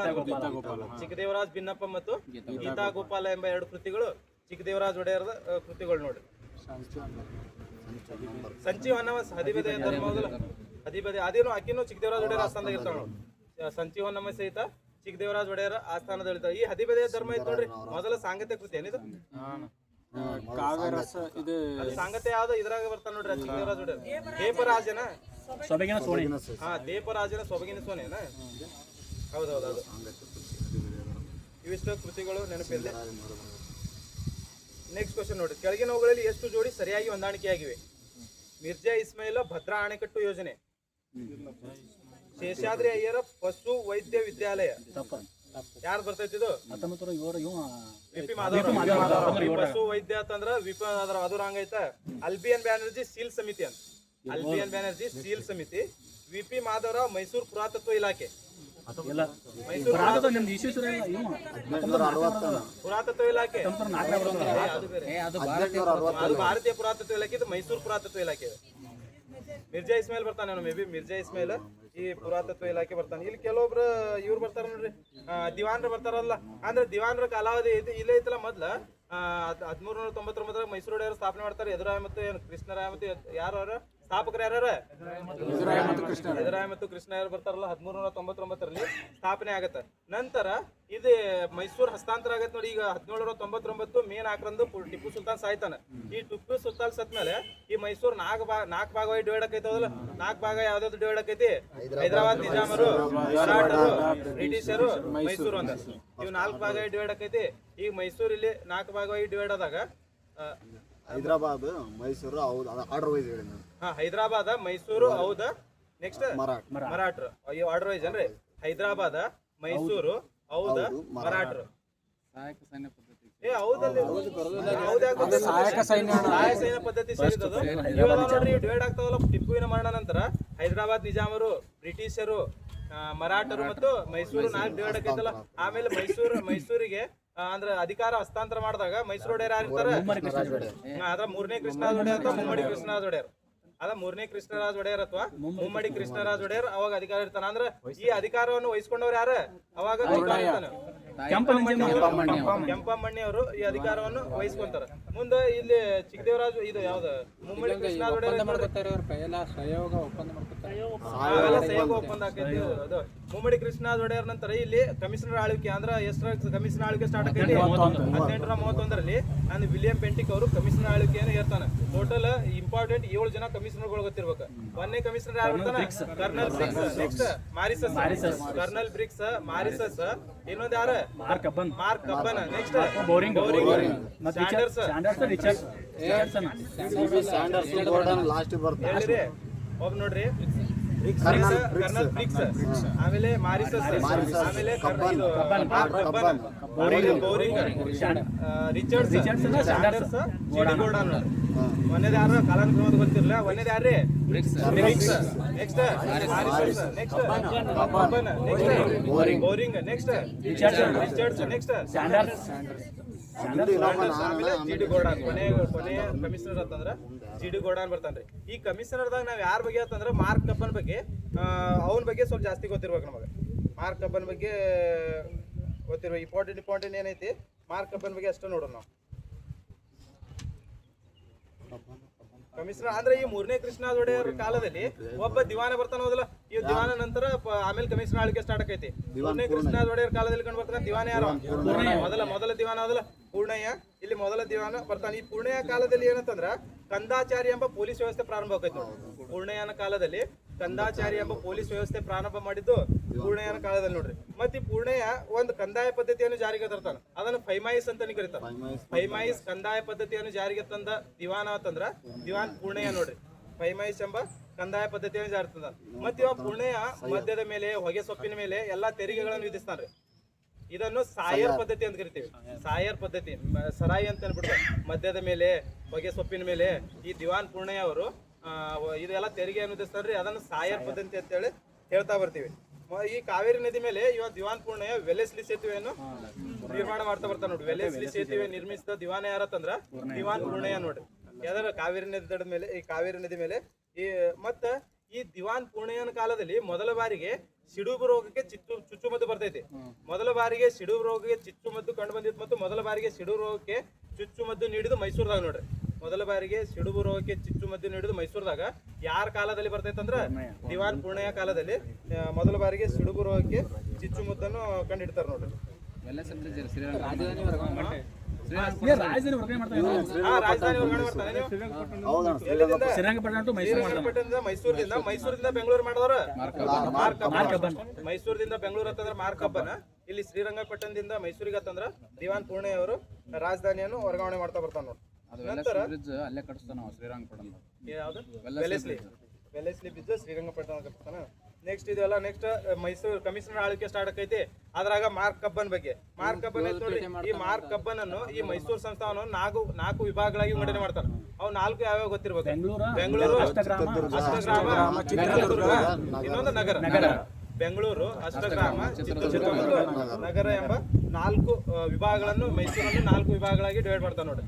ಮೈಸೂರು, ಬೆಂಗಳೂರು, ಅಷ್ಟಗ್ರಾಮ, ಚಿತ್ರದುರ್ಗ ಮತ್ತು ನಗರ ಎಂಬ 4 ವಿಭಾಗಗಳನ್ನು ಇಲ್ಲಿ ಡಿವೈಡ್ ಮಾಡ್ತಾ ಬರ್ತಾರೆ ನೋಡ್ರಿ. ಇವ ಏನ್ ಮಾಡ್ತಾರ ಅಂದ್ರೆ ಮಾರ್ಕ್ ಕಬ್ಬನ್ ಇಂಪಾರ್ಟೆಂಟ್ ಅಂತಂದ್ರ ಕೆಳ ಹಂತದ ನ್ಯಾಯಾಲಯದಲ್ಲಿ ಕನ್ನಡವನ್ನು ಮೊದಲ ಆದ್ಯತೆ ಕನ್ನಡ ಕೊಡ್ಬೇಕು. ಈ ಮರಾಠಿ ಭಾಷೆಯನ್ನು ರದ್ದು ಮಾಡಿ ಡಬಲ್ ದಫ್ತರ್ ಪದ್ಧತಿಯನ್ನು ರದ್ದು ಮಾಡಿದ್ದ ಕಮಿಷನರ್ ಅಂತ ಕರ್ನಲ್ ಬ್ರಿಕ್ಸ್. ಇದು ಯಾರು? ಮಾರ್ಕ್ ಕಬ್ಬನ್ ನೋಡ್ರಿ. ಡಬಲ್ ದಫ್ತರ್ ಪದ್ಧತಿಯನ್ನು ರದ್ದು ಮಾಡಿರ್ತಕ್ಕಂಥ ಕಮಿಷನರ್ ಅಂದ್ರೆ ಮಾರ್ಕ್ ಕಬ್ಬನ್ ನೋಡ್ರಿ. ಅಂದ್ರೆ ಡಬಲ್ ದಫ್ತರ್ ಅಂತಂದ್ರ ಈಗೆಲ್ಲ ಕೆಳ ಹಂತದಲ್ಲಿ ಎಲ್ಲ ಮರಾಠಿ ಭಾಷೆ ನಡೀತಿತ್ತು. ಮರಾಠಿ ಭಾಷೆಯನ್ನು ಹೆಚ್ಚಿನ ಆದ್ಯತೆ ಕೊಡ್ತಿದ್ರು. ಕನ್ನಡ ಭಾಷೆಯನ್ನು ಯಾವುದೇ ತರ ಪರಿಗಣನೆ ತೆಗೆದುಕೊಡ್ತಿದ್ದಿಲ್ಲ. ಅದಕ್ಕಾಗಿ ಇವ ಕೆಳ ಹಂತದ ನ್ಯಾಯಾಲಯಗಳಲ್ಲಿ ಕನ್ನಡ ಭಾಷೆಯನ್ನು ಹೆಚ್ಚಿಗೆ ಆದ್ಯತೆ ನೀಡಿ ಈ ಮರಾಠಿ ಭಾಷೆಯನ್ನು ನಿಷೇಧ ಮಾಡಿ ಈ ಡಬಲ್ ದಫ್ತರ್ ಪದ್ಧತಿ ನಿಷೇಧಿಸಿದ ಮೊದಲ ಕಮಿಷನರ್ ಅಂತಂದ್ರ ಮಾರ್ಕ್ ಕಬ್ಬನ್ ಬರ್ತಾನ ನೋಡ್ರಿ. ಮಾರ್ಕ್ ಕಬ್ಬನ್ ಅವರು ಇಲ್ಲಿ ಬರ್ತಾರ. ನೆಕ್ಸ್ಟ್ ಮಾರ್ಕ್ ಕಬ್ಬನ್ ಕಾಲದಲ್ಲಿ 1859ರಾಗ ಜೋಲಾರ್ಪೇಟೆಯಿಂದ ರೈಲ್ವೆ ಸ್ಟಾರ್ಟ್ ಆಗೈತೆ. ಕರ್ನಾಟಕದಲ್ಲಿ ಮೊದಲ ರೈಲ್ವೆ ಪ್ರಾರಂಭ ಆಗಿದ್ದ 1859ರಾಗ ಬೆಂಗಳೂರು ಟು ಜೋಲಾರ್ಪೇಟೆ ಒಳಗ ಮಾರ್ಕ್ ಕಬ್ಬನ್ ಕಾಲದಲ್ಲಿ ಸ್ಟಾರ್ಟ್ ಆಗೈತೆ ನೋಡ್ರಿ. ಮತ್ ಮಾರ್ಕ್ ಕಬ್ಬನ್ ಏನ್ ಮಾಡ್ತಾನಂತಂದ್ರ ಹೆಚ್ಚಿನ ಕಾಫಿ ತೋಟಕ್ಕೆ ಆದ್ಯತೆ ನೀಡಿದ ಕಮಿಷನರ್ ನೋಡ್ರಿ. ಕರ್ನಾಟಕದಲ್ಲಿ ಹೆಚ್ಚಿನ ಪ್ರಮಾಣದ ಕಾಫಿಗೆ ಆದ್ಯತೆ ನೀಡಿದ ಕಮಿಷನರ್ ಯಾರಂತಂದ್ರ ಮಾರ್ಕ್ ಕಬ್ಬನ್ ಅವ್ರು ಬರ್ತಾರ ನೋಡ್ರಿ. ಮಾರ್ಕ್ ಕಬ್ಬನ್ ಅವರು ಹೆಚ್ಚಿನ ಪ್ರಮಾಣದ ಕಾಫಿ ತೋಟಕ್ಕೆ ಆದ್ಯತೆ ನೀಡ್ತಾರೆ. ಮತ್ತೆ ಇವನ ಕಾಲದಲ್ಲಿ 1856 ಲೋಕೋಪಯೋಗಿ ಇಲಾಖೆ ಸ್ಥಾಪನೆ ಆಗುತ್ತೆ.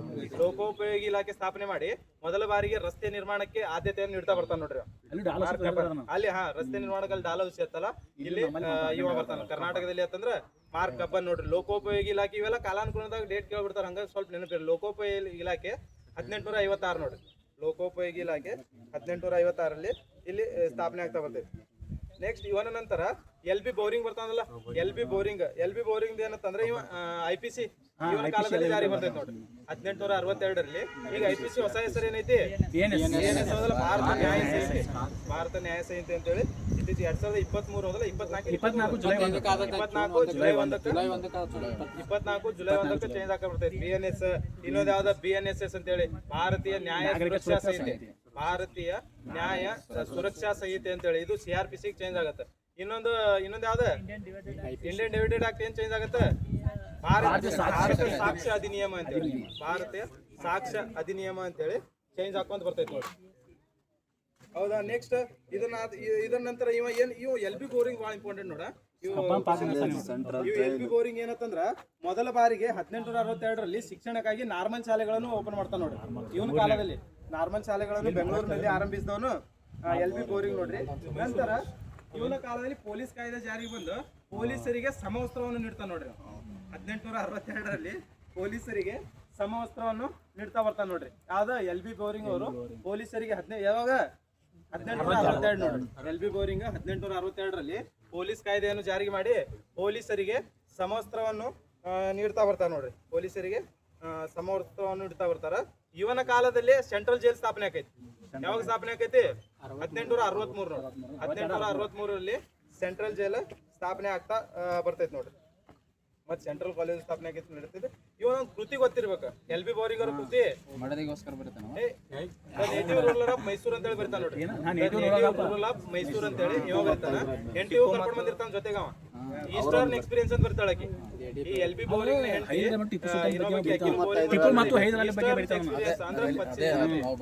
ಅಂದ್ರೆ ಪೂರ್ವದ ನನ್ನ ಅನುಭವಗಳು ಅಂತೇಳಿ ಒಂದು ಕೃತಿಯನ್ನು ಬರ್ತಾಳೆ ಲೇಡಿ ಬೋರಿಂಗ್.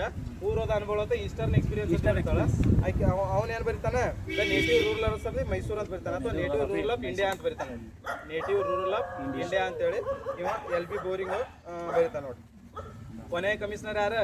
ಗೋರ್ಡನ್ ಅವರು ಕೊನೆಯ ಕಮಿಷನರ್ ಬರ್ತಾರೆ ನೋಡಿ. ನಂತರ ಈ ಕಮಿಷನರ್ ಆಳ್ವಿಕೆ ನಂತರ 1881 ಮೈಸೂರು ಪುನರ್ ಹಸ್ತಾಂತರಕ್ಕೆ ಯಾರ ರಾಜರಿಗೆ ಹೋಗ್ತೈತಿ? 10ನೇ ಚಾಮರಾಜ ಒಡೆಯರಿಗೆ ಮೈಸೂರು ಪುನರ್ ಹಸ್ತಾಂತರ ಆಗೈತಿ. ಅವಾಗ 10ನೇ ಚಾಮರಾಜ ಒಡೆಯರಲ್ಲಿ ಕೆಲವೊಂದು ಇಂಪಾರ್ಟೆಂಟ್ ದಿವಾನ್ ಕರ್ಕೊಂಡು ಬರ್ತಾನ.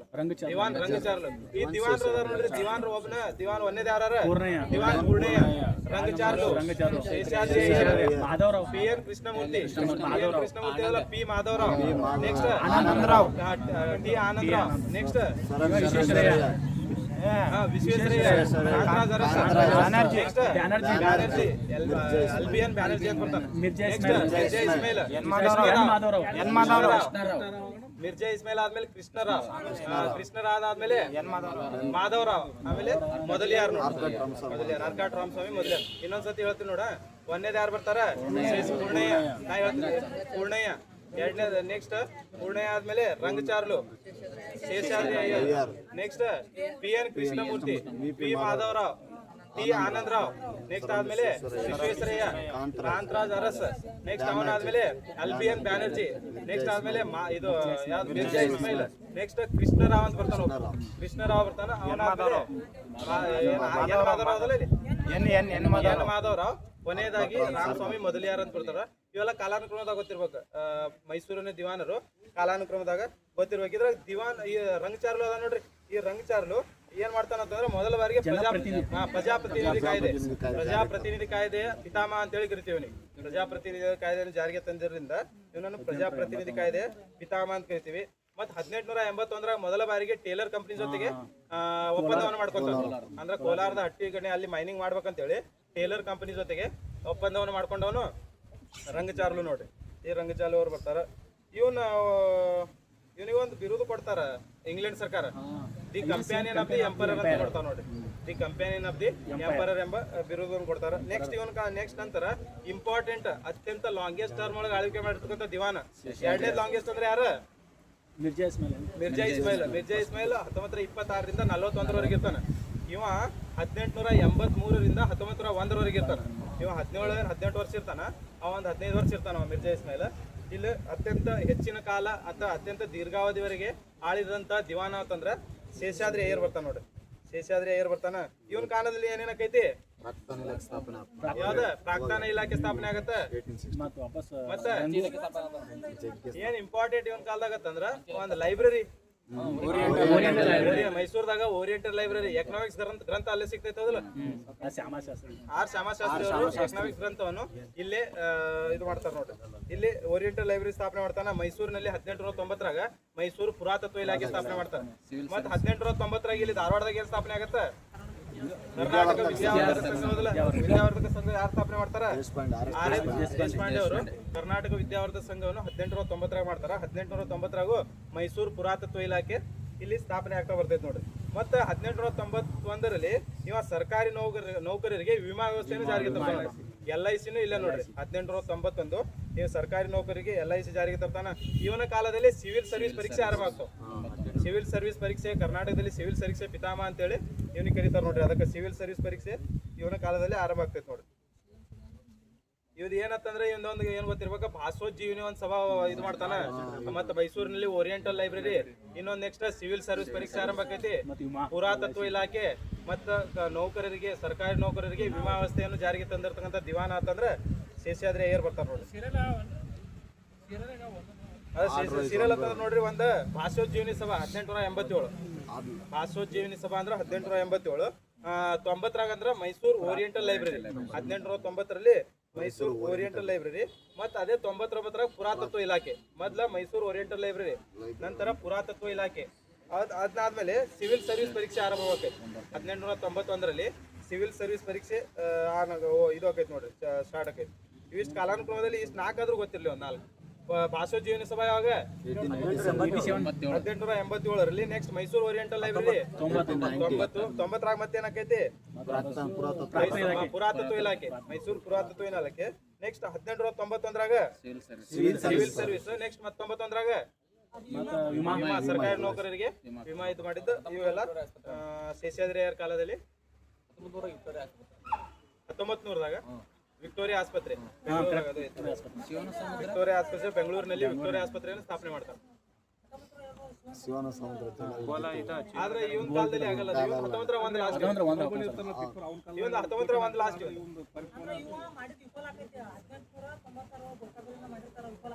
ಅದು ಫಸ್ಟ್ ಮಾಡಿರ್ತಾನ ಬಿಡ್ರಿ. ಅದಕ್ಕೆ ನಾವು ಕನ್ಸಿಡರ್ ಮಾಡಲ್ಲ ಅದನ್ನ. ಅವತ್ತು ಮೊದಲ ಬಾರಿಗೆ ವಿದ್ಯುತ್ ಅನ್ನು ಉತ್ಪಾದನೆ ಮಾಡಕಂತೇಳಿ ಹಮ್ಮಿಕೊಂಡಿದ್ರೆ ಗೋಕಾಕ್ದಾಗ ಹಮ್ಮಿಕೊಂಡಿರ್ತಾರ. ಆದ್ರೆ ಅದು ಯಾವುದೇ ತರದ ಪ್ರತಿಫಲ ಕೊಡದೇ ಇದ್ದುದ್ರಿಂದ ಅದನ್ನ ನಾವು ಯಾವುದೇ ತರದ ಕನ್ಸಿಡರ್ ಮಾಡಲ್ಲ ನಾವು ಅದು. ಮತ್ತೆ ಇವ ಇಂಪಾರ್ಟೆಂಟ್ ಏನಂದ್ರೆ 1894ರಲ್ಲಿ ಮೈಸೂರಿನಲ್ಲಿ ಬಾಲ್ಯ ವಿವಾಹ ಕಾಯ್ದೆಯನ್ನು ಜಾರಿಗೆ ತಂದ ನೋಡ್ರಿ.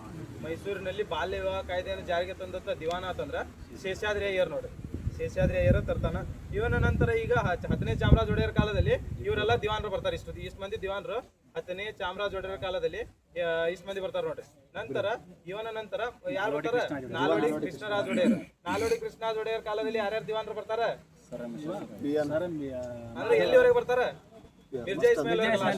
ಮಿರ್ಜಾ ಇಸ್ಮಾಯಿಲ್ ದಿಂದ ಈ ಕಡೆ ಯಾರ್ಯಾರು ಅದಾರ ನೋಡ್ರಿ. ಇವರೆಲ್ಲ ನಾಲ್ವಡಿ ಕೃಷ್ಣರಾಜ ಒಡೆಯರ್ ಕಾಲದಲ್ಲಿ ಬರ್ತಾರ ನೋಡ್ರಿ.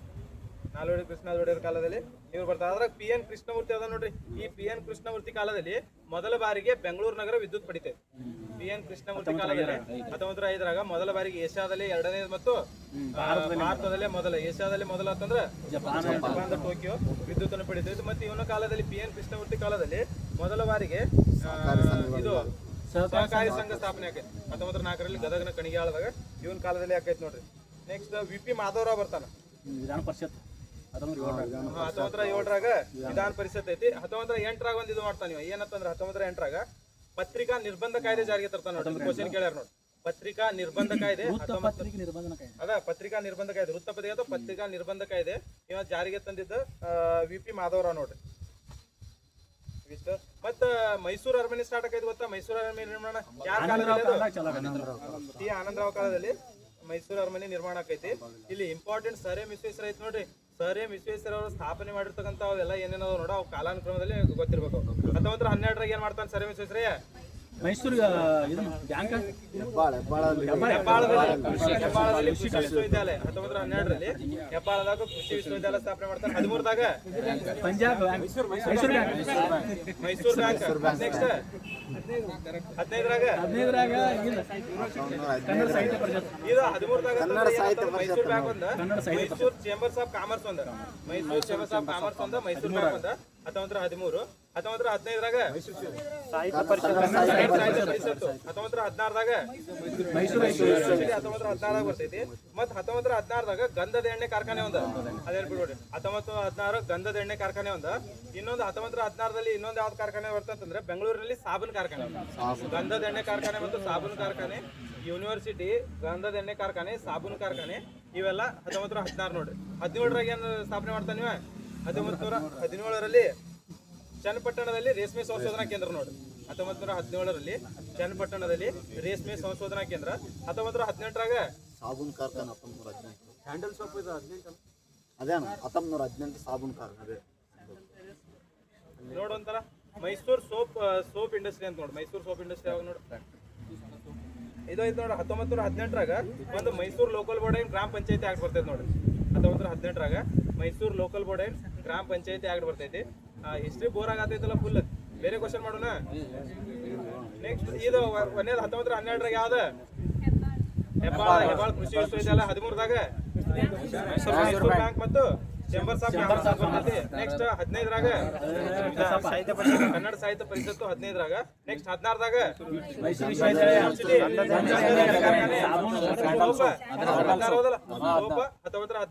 ನೆಕ್ಸ್ಟ್ 17ರಾಗ 18ರಾಗ Mysore local board and panchayat act ನೋಡ್ರಿ. Mysore local board and panchayat act ಇವೆಲ್ಲ ಕಾಲಾನುಕ್ರಮದಲ್ಲಿ ಇದು ವಿಶ್ವೇಶ್ವರಯ್ಯ ಕಾಲದಲ್ಲಿ ಆಗಿರ್ತಂತ ಬದಲಾವಣೆಗಳು ನೋಡ್ರಿ.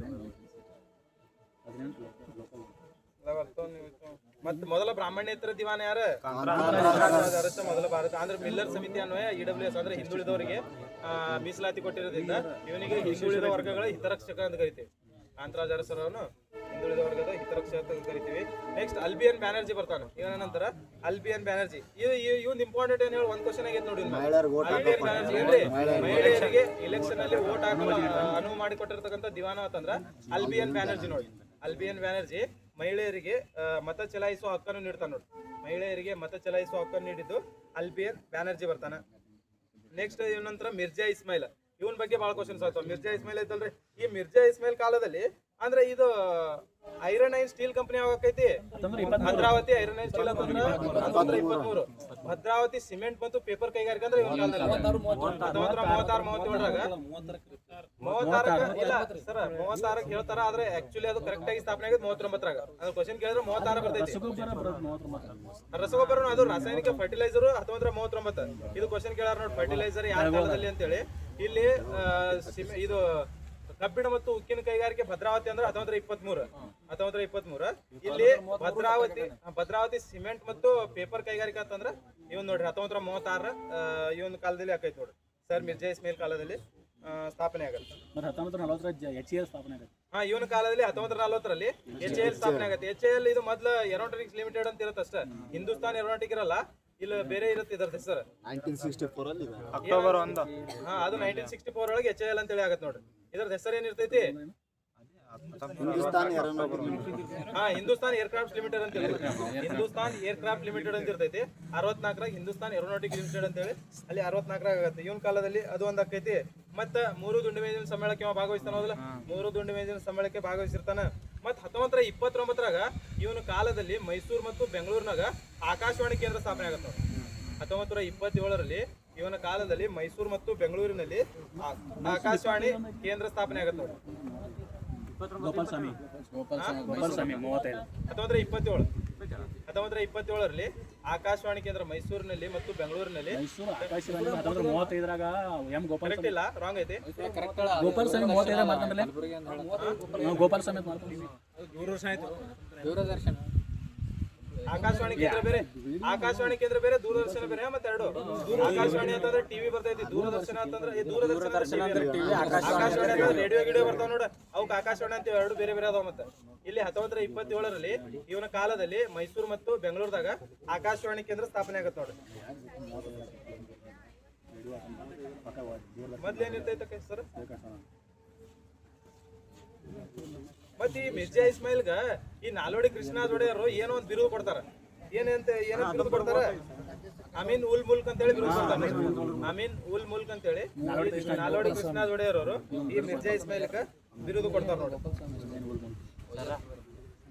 ಏನೇನ್ ಹಾಕವ ಒಂದ್ ಕಾಲದಾಗ? ಒಂದ್ ಭದ್ರಾವತಿ ಸಿಮೆಂಟ್ ಕೈಗಾರಿಕೆ, ಒಂದ್ ಇನ್ನೊಂದು HAL, ಒಂದ್ ಇನ್ನೊಂದು ಆಕಾಶವಾಣಿ ಕೇಂದ್ರ, ರಸಗೊಬ್ಬರ ಒಂದು ಬೆಳಗೊಳದಾಗ ಆಕಾಶವಾಣಿ ಕೇಂದ್ರ ಒಂದ್, ಮತ್ತ ಇವಿಷ್ಟ ಇವನ್ ಕಾಲದಲ್ಲಿ ಹಾಕವ್ ನೋಡಿ. ಮತ್ತೆ ಇವ್ ಕಾಲಾನುಕ್ರಮದಾಗ ಗೊತ್ತಿರ್ಲಿ. 1927ರಾಗ ಆಕಾಶವಾಣಿ ಕೇಂದ್ರ 35 ಮಾತ್ರ ಆಕಾಶ ರೇಡಿಯೋ ಇದ್ರ ಕೊಟ್ಟಾರ ನೋಡು 27 ಅಂತೇಳಿ. ಮೈಸೂರು ಬೆಂಗಳೂರು ಅಂತ ಎರಡು ಕೊಟ್ಟಾರ. ಮೈಸೂರು ಮತ್ತು ಬೆಂಗಳೂರು ಆಕಾಶವಾಣಿ ಕೇಂದ್ರ ಅಂದ್ರೆ 1927 ಅಂತ ನೋಡಿ.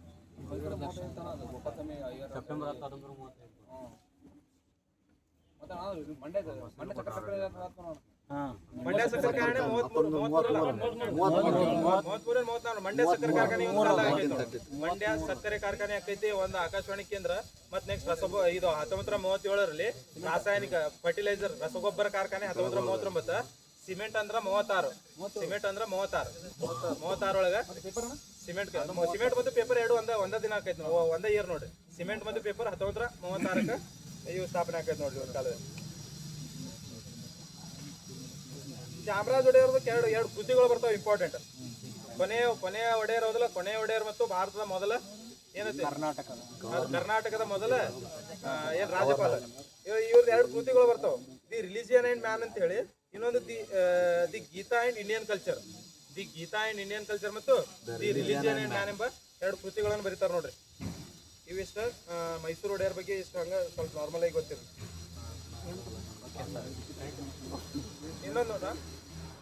ಇನ್ನೊಂದು ನೋಡ್ರಿ, ನಾಲ್ವಡಿ ಕೃಷ್ಣದಾಸ್ ಒಡೆಯರ್ ಮತ್ತು ನಾಲ್ವಡಿ ಕೃಷ್ಣರಾಜ ಒಡೆಯರ್ ಕ್ವಶನ್ ಐತಿ. ನಾಲ್ವಡಿ ಕೃಷ್ಣರಾಜ ಒಡೆಯರ್ ಸಂಬಂಧಿಸಿದ ಕೆಳಗಿನ ಹೇಳಿಕೆಗಳನ್ನು ಪರಿಗಣಿಸಿ. ಇವರು ಮೈಸೂರು ಸಂಸ್ಥಾನದ 25ನೇ ಅರಸರಾಗಿದ್ದರು. ಇವರು ಬನಾರಸ್ ಹಿಂದೂ ವಿಶ್ವವಿದ್ಯಾಲಯದ ಮೊದಲ ಕುಲಪತಿಗಳಾಗಿದ್ದರು. ಬನಾರಸ್ ಅಥವಾ ವಾರಣಾಸಿ ಅದೆಲ್ಲ ಒಂದು ಬನಾರಸ್ ಹಿಂದೂ ವಿಶ್ವವಿದ್ಯಾಲಯದ ಮೊದಲ ಕುಲಪತಿ ಆಗಿದ್ರು ನೋಡ್ರಿ. ಇದು 24 ಏನೋ ಅಂತ ಅದೆಲ್ಲ ಹಿಂಗ್ ನಂಬರ್ ಎಲ್ಲ ಎಲ್ಲಿ ಗೊತ್ತಿರಬೇಕಿದೆ. ಕ್ವಶನ್ ಪೇಪರ್ ಆದ್ಮೇಲೆ ಗೊತ್ತಾಗೈತೆ. ಹೌದಾ? 24 ಅಂತೇಳಿ ಟೋಟಲ್ 25 ಮಂದಿ ಆಳ್ವಿಕೆ ಮಾಡ್ಯಾರ. ಹಂಗಂದ್ರೆ ಕೊನೆಯದು ಇವನ್ ಆದ್ಮೇಲೆ ಇವನ ಬರ್ತಾನೆ, ಜಯಚಾಮರಾಜ ಒಡೆಯರ್ ಬರ್ತಾರ. ಇವ 24ನೇದವ ನೋಡ್ರಿ, ನಾಲ್ವಡಿ ಕೃಷ್ಣರಾಜ ಒಡೆಯರ್ 24ನೇ. ಆದ್ರೆ ಗ್ರೇಸ್ ಕೊಟ್ಟಾರ ಇದನ್ನ ಮಾರ್ಕ್ಸ್. ಈ ಕ್ವಶನ್ ಅನ್ನು ಗ್ರೇಸ್ ಕೊಟ್ಟಾರ.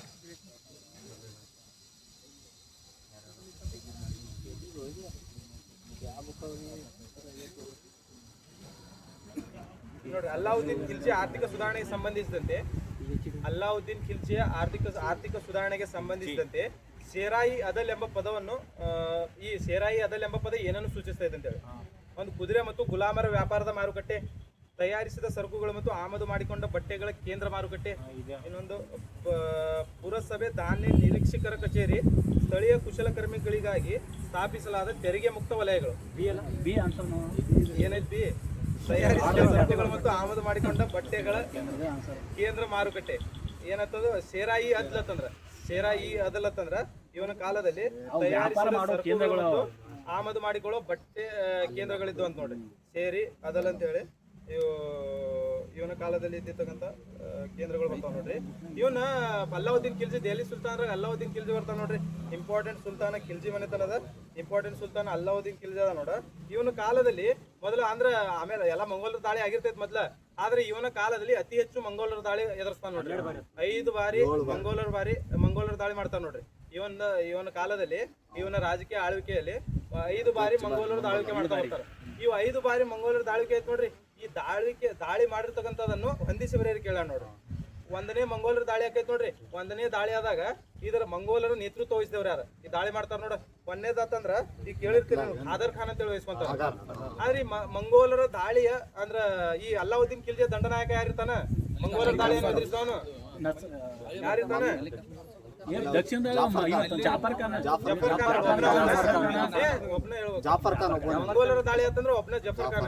ಅಲ್ಲಿ ಉತ್ತರದ ದಾಳಿ ಅಂತಂದ್ರೆ ದಕ್ಷಿಣ ಭಾರತ ದಕ್ಷಿಣ ಭಾರತ ಮಲ್ಲಿಕಾರ್ಜುನ, ಉತ್ತರ ಉತ್ತರ ಭಾರತ ಭಾರತ ಜಫರ್ ಜಾಫರ್ ಖಾನ್, ಖಾನ್ ಮತ್ತು ಉಳುಕ್ ಉಲುಗ್ ಖಾನ್ ಬರ್ತಾರೆ. ಇಲ್ಲಿ ಮಂಗೋಲರ ದಾಳಿ ಅಂತಂದ್ರೆ ಒಬ್ಬನೇ ಜಫರ್ ಖಾನ್ ನೋಡಿ. ಮಂಗೋಲರ ದಾಳಿಯನ್ನು ಎದುರಿಸಿದ ಅಲ್ಲಾವುದ್ದೀನ್ ಖಿಲ್ಜಿಯ ಮೊದಲ ದಂಡನಾಯಕ ಅಂತಂದ್ರೆ ಜಫರ್ ಖಾನ್ ಬರ್ತಾನ ನೋಡಿ. ಹೌದಲ್ಲ, ಜಫರ್ ಖಾನ್ ಬರ್ತಾನ.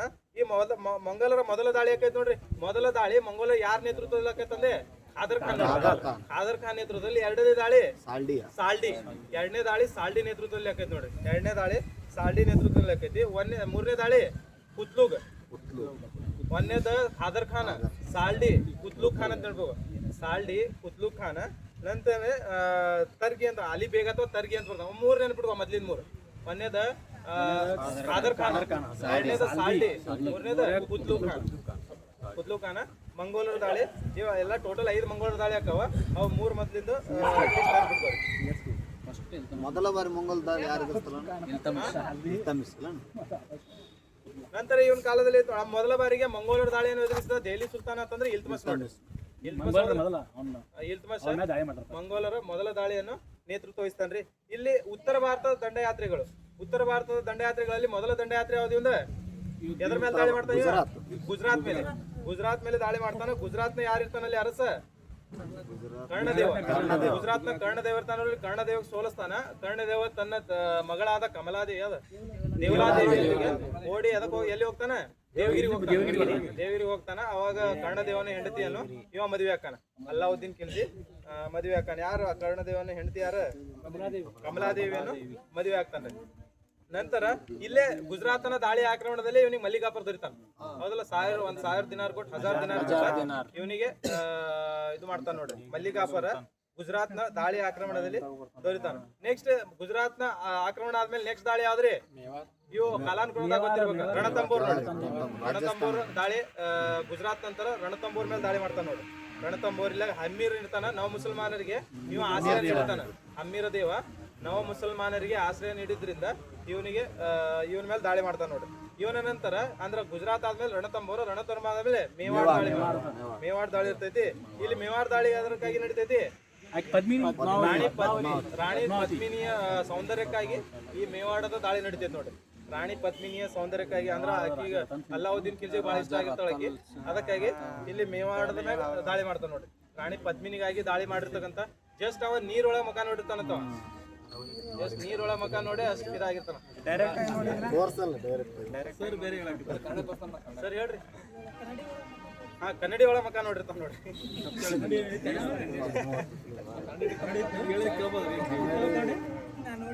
ಇಲ್ಲ ಆಯ್ತಲ್ಲ, ಪದ್ಮಿನಿಗಾಗಿ ಇದೆಲ್ಲ ಹೋರಾಟ ನಡೀತೈತ್ರಿ. ಮೊದಲನೇ ಬಾರಿಗೆ ಆದ್ರ ಮೇವಾಡದ ಮೇಲೆ ಆಕ್ರಮಣ ಮಾಡ್ತಾನಲ್ಲ, ಅವಾಗ ಇವ ರತನ್ ಸಿಂಗ್ ಇರ್ತಾನಲ್ಲ, ಅಲ್ಲಿ ರಾಜ ರತನ್ ಸಿಂಗ್ ಅನ್ನು ಸೋಲಿಸಿ ಅಪಹರಣ ಮಾಡ್ಕೊಂಡು ಕರ್ಕೊಂಡು ಹೋಗ್ತಾನ. ಯಾರ? ಅಲ್ಲಾವುದ್ದೀನ್ ಖಿಲ್ಜಿ ಕರ್ಕೊಂಡು ಹೋಗ್ತಾನ. ಅಲ್ಲಾವುದ್ದೀನ್ ಖಿಲ್ಜಿ ಕರ್ಕೊಂಡು ಹೋದ್ಮೇಲೆ ಇಲ್ಲಿ ರಾಣಿ ಅಲ್ಲಿ ಹೋಗ್ತಾಳೆ, ಪದ್ಮಿನಿ ದೇವಿ. ಅಲ್ಲಿ ಹೋಗಿ ಅವನಿಗೆ ಅದ ಬಿಡಿಸ್ಕೊಂಡ್ ಬರಕ್ ಹೆಲ್ಪ್ ಮಾಡಿರ್ತಕ್ಕಂಥ ಸೈನಿಕರು ಯಾರು? ಬಾದಲ್ ಮತ್ತು ಯಾರು ಬರ್ತಾರೆ? ಘೋರ್ ಮತ್ತು ಬಾದಲ್ ಎಂಬ ಸೈನಿಕರ ಸಹಾಯದಿಂದ ಆ ರತನ್ ಸಿಂಗ್ ಅನ್ನು ಬಿಡಿಸ್ಕೊಂಡ್ ಬರ್ತಾಳ. ಎರಡನೇ ಬಾರಿಗೆ ಅಲ್ಲಾವುದ್ದೀನ್ ಖಿಲ್ಜಿ ದಾಳಿ ಮಾಡಿ ರತನ್ ಸಿಂಗ್ ಅನ್ನು ಕೊಂದು ಬಿಡ್ತಾನ. ಜೋಹಾರ್ ಪದ್ಧತಿ ಅಲ್ಲಿರುವ ಎಲ್ಲಾ ಸ್ತ್ರೀಯರು ಮತ್ತು ಈಕಿ ರಾಣಿ ಪದ್ಮಿನಿ ಎಲ್ಲ ಜೋಹಾರ್ ಪದ್ಧತಿಯನ್ನು ಹಮ್ಕೊಂತಾರ. ಈ ಪದ್ಮಿನಿ ಈ ಬಗ್ಗೆ ಈ ಜೋಹಾರ್ ಪದ್ಧತಿ ಎಲ್ಲ ಇದ್ರ ನಡೆದಿರ್ತಕ್ಕಂಥ ಎಲ್ಲ ಒಳಗೊಂಡಿರ್ತಕ್ಕಂಥ ಪದ್ಮಾವತ್ ಕೃತಿ ಯಾರು ಬರ್ತಾರ? ಮಲಿಕ್ ಮೊಹಮ್ಮದ್ ಜೈಸಿ ಅವರ ಪದ್ಮಾವತ್ ಕೃತಿ ಒಳಗ ಇದೆಲ್ಲ ಕಂಡು ಬರ್ತೈತಿ ನೋಡ್ರಿ. ಮಲಿಕ್ ಮೊಹಮ್ಮದ್ ಜೈಸಿ ಅವರ ಪದ್ಮಾವತ್ ಕೃತಿ ಒಳಗ ಇದ್ರ ಬಗ್ಗೆ ಕಂಡು ಬರ್ತೈತಿ. ಮೇವಾಡ ದಾಳಿ ಆದ್ಮೇಲೆ ನೆಕ್ಸ್ಟ್ ಮಾಳ್ವಾದ ಮೇಲೆ ದಾಳಿ ಮಾಡ್ತಾರ. ಮೇವಾಡ ಆದ್ಮೇಲೆ ಮಾಳ್ವಾದ ಮೇಲೆ ನೆಕ್ಸ್ಟ್ ಅದು ಆದ್ಮೇಲೆ ಸಿವಾನ್ ಕೋಟೆಯ ಮೇಲೆ ದಾಳಿ. ಯಾವ್ದೋ ಗುರು ಮಾಮಾ ಶಿವ ಅಂತೇಳಿ ಒಂದು ನಡೆದಿರೋದಲ್ಲ. ಅಲ್ಲಾವುದ್ದೀನ್ ಖಿಲ್ಜಿಯ ಉತ್ತರ ಭಾರತದ ದಾಳಿಗಳು ಗುರು ಮಾಮಾ ಶಿವ ಅಂತೇಳಿ ಅದ್ರ ಕಾಲಾನುಕ್ರಮದಾಗ ಕ್ವಶನ್ ಕೇಳಿದ್ರ, ಬೈ ಚಾನ್ಸ್ ಕೇಳಿದ್ರ. ಗುರು ಅಂತಂದ್ರೆ ಏನೋ ಒಂದೇ ಗುರು ಅಂತಂದ್ರೆ ಗುಜರಾತ್ ಮೇಲೆ. ಆಮೇಲೆ ರಣತಂಬೋರ್, ಗುಜರಾತ್ ರಣತಂಬೋರ್,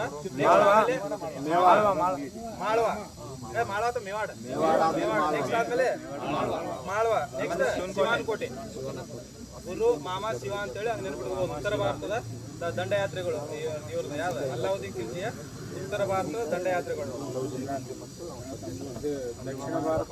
ನೆಕ್ಸ್ಟ್ ದಕ್ಷಿಣ ಭಾರತದ ದಂಡಯಾತ್ರೆಗಳು. ಹಾ ದೆವ್ವದ ಮದುವೆ ಅಂತೇಳಿ ನೆನ್ಪಿಡ್ಬೋದು. ದಕ್ಷಿಣ ಭಾರತದ ದಂಡಯಾತ್ರೆಗಳು ನೋಡ್ರಿ, ಇಲ್ಲಿ ಒಂದೇದ ದೇವಗಿರಿ ಆಕ್ರಮಣ. ದೇವಗಿರಿ ಅದಕ್ಕೆ ಆಕ್ರಮಣ ಮಾಡ್ತಾನ ಇವ.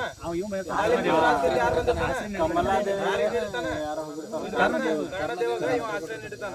ಯಾ ದೇವಲಾದೇವಿಯೊಂದಿಗೆ ಓಡ್ ಬಂದಿರ್ತಾನಲ್ಲ, ಅವನಿಗೆ ಆಶ್ರಯ ನೀಡಿದ್ದಕ್ಕಾಗಿ ಇವ ದೇವಗಿರಿ ಮೇಲೆ ದಾಳಿ ಮಾಡ್ತಾನೆ. ಈ ದಕ್ಷಿಣ ಭಾರತದ ದಂಡಯಾತ್ರೆಯ ಮುಂದಾಳತ್ವ ವಹಿಸಿದವರು ಮಲ್ಲಿಕಾಪುರ ಹೋದಲ್ಲ, ಮಲ್ಲಿಕಾಪುರ ಇಲ್ಲಿ ವಹಿಸ್ತಾನ. ಇಲ್ಲಿ ರಾಮಚಂದ್ರ ದೇವ ಸೋಲ್ತಾನ. ರಾಮಚಂದ್ರ ದೇವ ಸೋತ ಅಲ್ಲಿ ಇದು ದೇವಲಾದೇವಿ ಅದಾವ ನೋಡ್ರಿ, ಯಾರಕ್ಕೆ ಇದು ಇವನ್ ಜೊತೆ ಓಡ್ ಬಂದಿರ್ತಾಳಲ್ಲ, ಅವ್ರ ಅಪ್ಪನ ಜೊತೆ ಮಗಳ ಕರ್ಣದೇವಿ. ಈ ಕರ್ಣದೇವ ಅದ ನೋಡ್ರಿ, ಅವನ ಮಗಳ ಯಾರ ದೇವಲಾದೇವಿ ಹೌದಲ್ಲ. ದೇವಲಾದೇವಿಗೆ ಅದಕ್ಕೆ ಹಿಜರ್ ಖಾನಿ ಕೊಟ್ಟು ಮದುವೆ ಮಾಡ್ತಾನೆ. ತನ್ನ ಮಗಳಿಗೆ ಕೊಟ್ಟು ಮದುವೆ ಮಾಡ್ದಂಗ ಆತದ ಹೌದಲ್ಲ. ಹಿಂಗ ದೇವಗಿರಿ ಆಗ್ರಹ ಇಲ್ಲಿ ಬರ್ತೈತೆ ನೋಡಿ. ಇದೆಲ್ಲ ಇಷ್ಟು ಇರೋದು ಆಶಿಕಿ ಕೃತಿ ಒಳಗೈತಿ. ಆಶಿಕಿ ಕೃತಿ ಯಾರ್ದಿದು? ಆಶಿಕಿ ಕೃತಿ ಒಳಗ ಇದೆಲ್ಲ ಕಂಡು ಬರ್ತೈತಿ. ನೆಕ್ಸ್ಟ್ ವಾರಂಗಲ್ ಆಕ್ರಮಣ ಆಕೈತಿ. ವಾರಂಗಲ್ನ ಆಕ್ರಮಣ ಇಲ್ಲಿ ಪತ್ರಾವೃದ್ರ ಇರ್ತಾನ. ಇಲ್ಲಿ ವಾರಂಗಲ್ ಆಕ್ರಮಣದಾಗ ಏನಂತಂದ್ರ ಇಲ್ಲಿ ಕೊಹಿನೂರ್ ವಜ್ರ ಅಲ್ಲಾವುದ್ದೀನ್ ಪಡ್ಕೊಂತಾನ ನೋಡ್ರಿ. ವಾರಂಗಲ್ ಆಕ್ರಮಣ ಸಮಯದಲ್ಲಿ ಕೊಹಿನೂರ್ ವಜ್ರ ಅಲ್ಲಾವುದ್ದೀನ್ ಪಡ್ಕೊಂತಾನ. ಕೊಹಿನೂರ್ ವಜ್ರ ಎಲ್ಲಿ ಸಿಗ್ತೈತಂದ್ರ ವಾರಂಗಲ್ ಆಕ್ರಮಣ ನೋಡ್ರಿ. ನಂತರ ದ್ವಾರ ಸಮುದ್ರ ಮೇಲೆ ಮಾಡ್ತಾನ. ಅವಾಗ ಮಾಡಿದಾಗ ಹೊಯ್ಸಳರ ದ್ವಾರ ಸಮುದ್ರ ಮಾಡ್ತಾನ. ರಾಜ ಯಾರಿರ್ತಾನ ಅಲ್ಲಿ? ಬಲ್ಲಾಳ. ಇಲ್ಲಿ ದ್ವಾರ ಸಮುದ್ರದ ಇಲ್ಲಿ ಇರ್ತಾನೆ. ಇವನಿಗೆ ಹೆದರಿ ಫಲಾನ ಓಡ್ ಹೋಗ್ಬಿಡ್ತಾನೆ ಇವ. ಮೂರನೇ ಬಲ್ಲಾಳ ಓಡೋಗ್ತಾನ. ನಂತರ ಮಧುರೈ ಆಕ್ರಮಣ ಮಾಡ್ತಾನ. ಕೊನೆಯದಾಗಿ ದೇವಗಿರಿ ಮೇಲೆ 2ನೇ ಬಾರಿಗೆ ಆಕ್ರಮಣ ಮಾಡ್ತಾನ ಹೌದಲ್ಲ. ಒಂದನೇ ದಾಳಿ ಯಾವ್ದಿದು? ದೇವಗಿರಿ ಮೇಲೆ. ನೆಕ್ಸ್ಟ್ ವಾರಂಗಲ್. ನೆಕ್ಸ್ಟ್ ದ್ವಾರ ಸಮುದ್ರ ದೇವದ ಮನೆ. ನೆಕ್ಸ್ಟ್ ಮಧುರೈ. ಇವೆಲ್ಲ ದಕ್ಷಿಣ ಭಾರತದ ದಂಡಯಾತ್ರೆಗಳು. ಉತ್ತರ ಭಾರತದ ದಂಡಯಾತ್ರೆಗಳು ಕಾಲಕ್ರಮದಲ್ಲಿ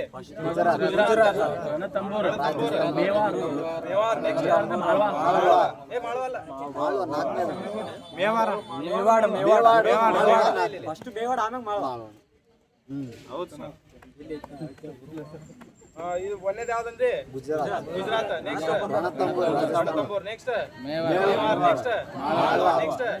ಶಿವಾನಕೋಟೆ. ಅಂದ್ರೆ ಅದಕ್ಕಿಂತ ಮುಂಚೆ ಬರಲ್ಲ, ಲಾಸ್ಟಿಗೆ ಬರ್ತೈತಿ. ಸೆಕೆಂಡ್ ಲಾಸ್ಟ್ ಬರ್ತೈತಿ. ಮೂರನೇದು ಹೇಳಿದೀನಿ. ಇವಿಷ್ಟ ಅಲ್ಲಾವುದ್ದೀನ್ ಖಿಲ್ಜಿ ಬಗ್ಗೆ ಇಷ್ಟು ಗೊತ್ತಿರಲಿ.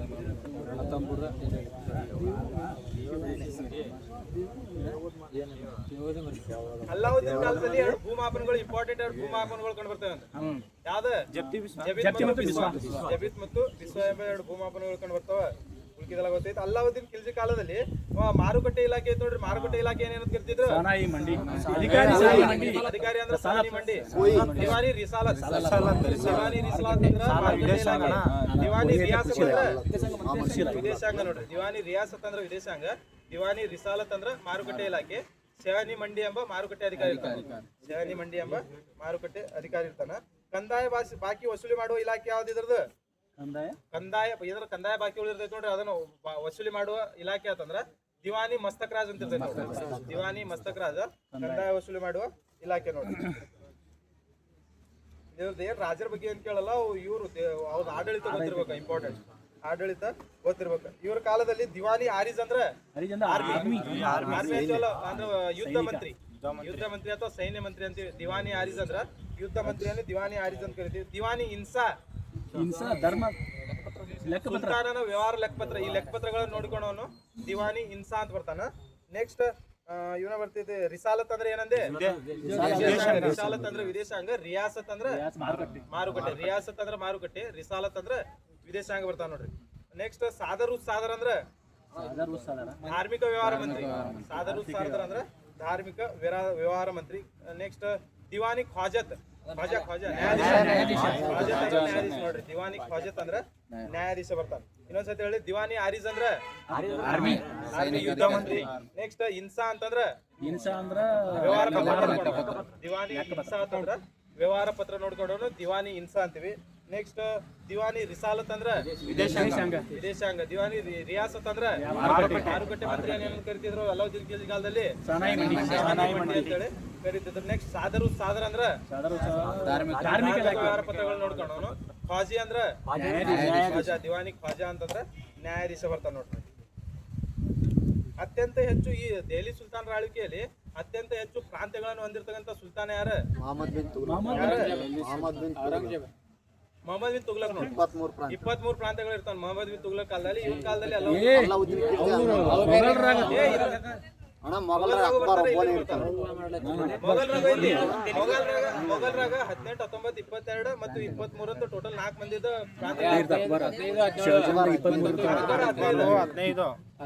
ಅದ್ರ ಮಧ್ಯದಲ್ಲಿ ಒಂದ ಚೇಂಜ್ ಮಾಡ್ಬೇಕು. ಅಲ್ಲಿ ಮೊಘಲರ ಕಾಲದಾಗ ಅಕ್ಬರ್ 15, ಅಕ್ಬರ್ ನೆಕ್ಸ್ಟ್ 22 ಶಹಜಾನ್, 21 ಔರಂಗಜೇಬ್. ಅಲ್ಲಿ ರಿವರ್ಸ್ ಮಾಡ್ಬೇಕು. ಅಲ್ಲಿ ಇಲ್ಲಿ ನೋಡ ಅಕ್ಬರ್ 15, 21 ಯಾರ? ಔರಂಗಜೇಬ್. ಶಹಜಾನ್. ಇಲ್ಲಿ 23 ದೆಹಲಿ ಸುಲ್ತಾನರಲ್ಲಿ ಅತ್ಯಂತ ಹೆಚ್ಚು ಪ್ರಾಂತ್ಯಗಳನ್ನು ಹೊಂದಿರತಕ್ಕಂತ ಜಹಾಂಗೀರ್ ಅಣ್ಣ ಹೇಳ ಅಣ್ಣ ಅಲ್ಲಾವುದ್ದೀನ್ ಖಿಲ್ಜಿ 11 ಅಣ್ಣ. ಮೊಹಮ್ಮದ್ ಬಿನ್ ತುಗ್ಲಕ್ 23. ನನ್ ಮೊಘಲ ಏನೇನು ಇಲ್ಲಿ ದೆಹಲಿ ಸುಲ್ತಾನರಲ್ಲಿ ಅತ್ಯಂತ ಹೆಚ್ಚು ಪ್ರಾಂತ್ಯಗಳನ್ನು ಹೊಂದಿರೋ ಯಾರ? ಇದು ಕ್ವಶನ್. ಮೊಹಮ್ಮದ್ ಬಿನ್ ತುಗ್ಲಕ್ ಮೊಹಮ್ಮದ್ ಬಿನ್ ತುಗ್ಲಕ್ ಹೌದಲ್ಲ? 23 ಪ್ರಾಂತ್ಯ. ಇವು ಅತ್ಯಂತ ಹೆಚ್ಚು 23 ಪ್ರಾಂತ್ಯಗಳನ್ನು ಹೊಂದಿರ್ತಾನ ನೋಡ್ರಿ ಮೊಹಮ್ಮದ್ ಬಿನ್ ತುಗ್ಲಕ್. ಅಲ್ಲಾವುದ್ದೀನ್ ಖಿಲ್ಜಿ 11 ನೋಡಿ. ಅಲ್ಲಾವುದ್ದೀನ್ ಖಿಲ್ಜಿ 11 ಪ್ರಾಂತ್ಯಗಳನ್ನು ಹೊಂದಿರ್ತಾನ. ಸರ್ ಯಾರೇ ಅಂದ್ರೆ ಅವರು ಡೆಲ್ಲಿ ಸುಲ್ತಾನರು ಅಂದ್ರೆ ಮೇಜರ್ ಅಂದ್ರೆ 10, ಉಳುಕಿದರೆ ಎಲ್ಲರೂ ಬೇರೆ ಬೇರೆ ಅಂತ 23. ಸಾಕ್ಬಿಟ್ರಿ ಇದು ಮಾಡೋದು.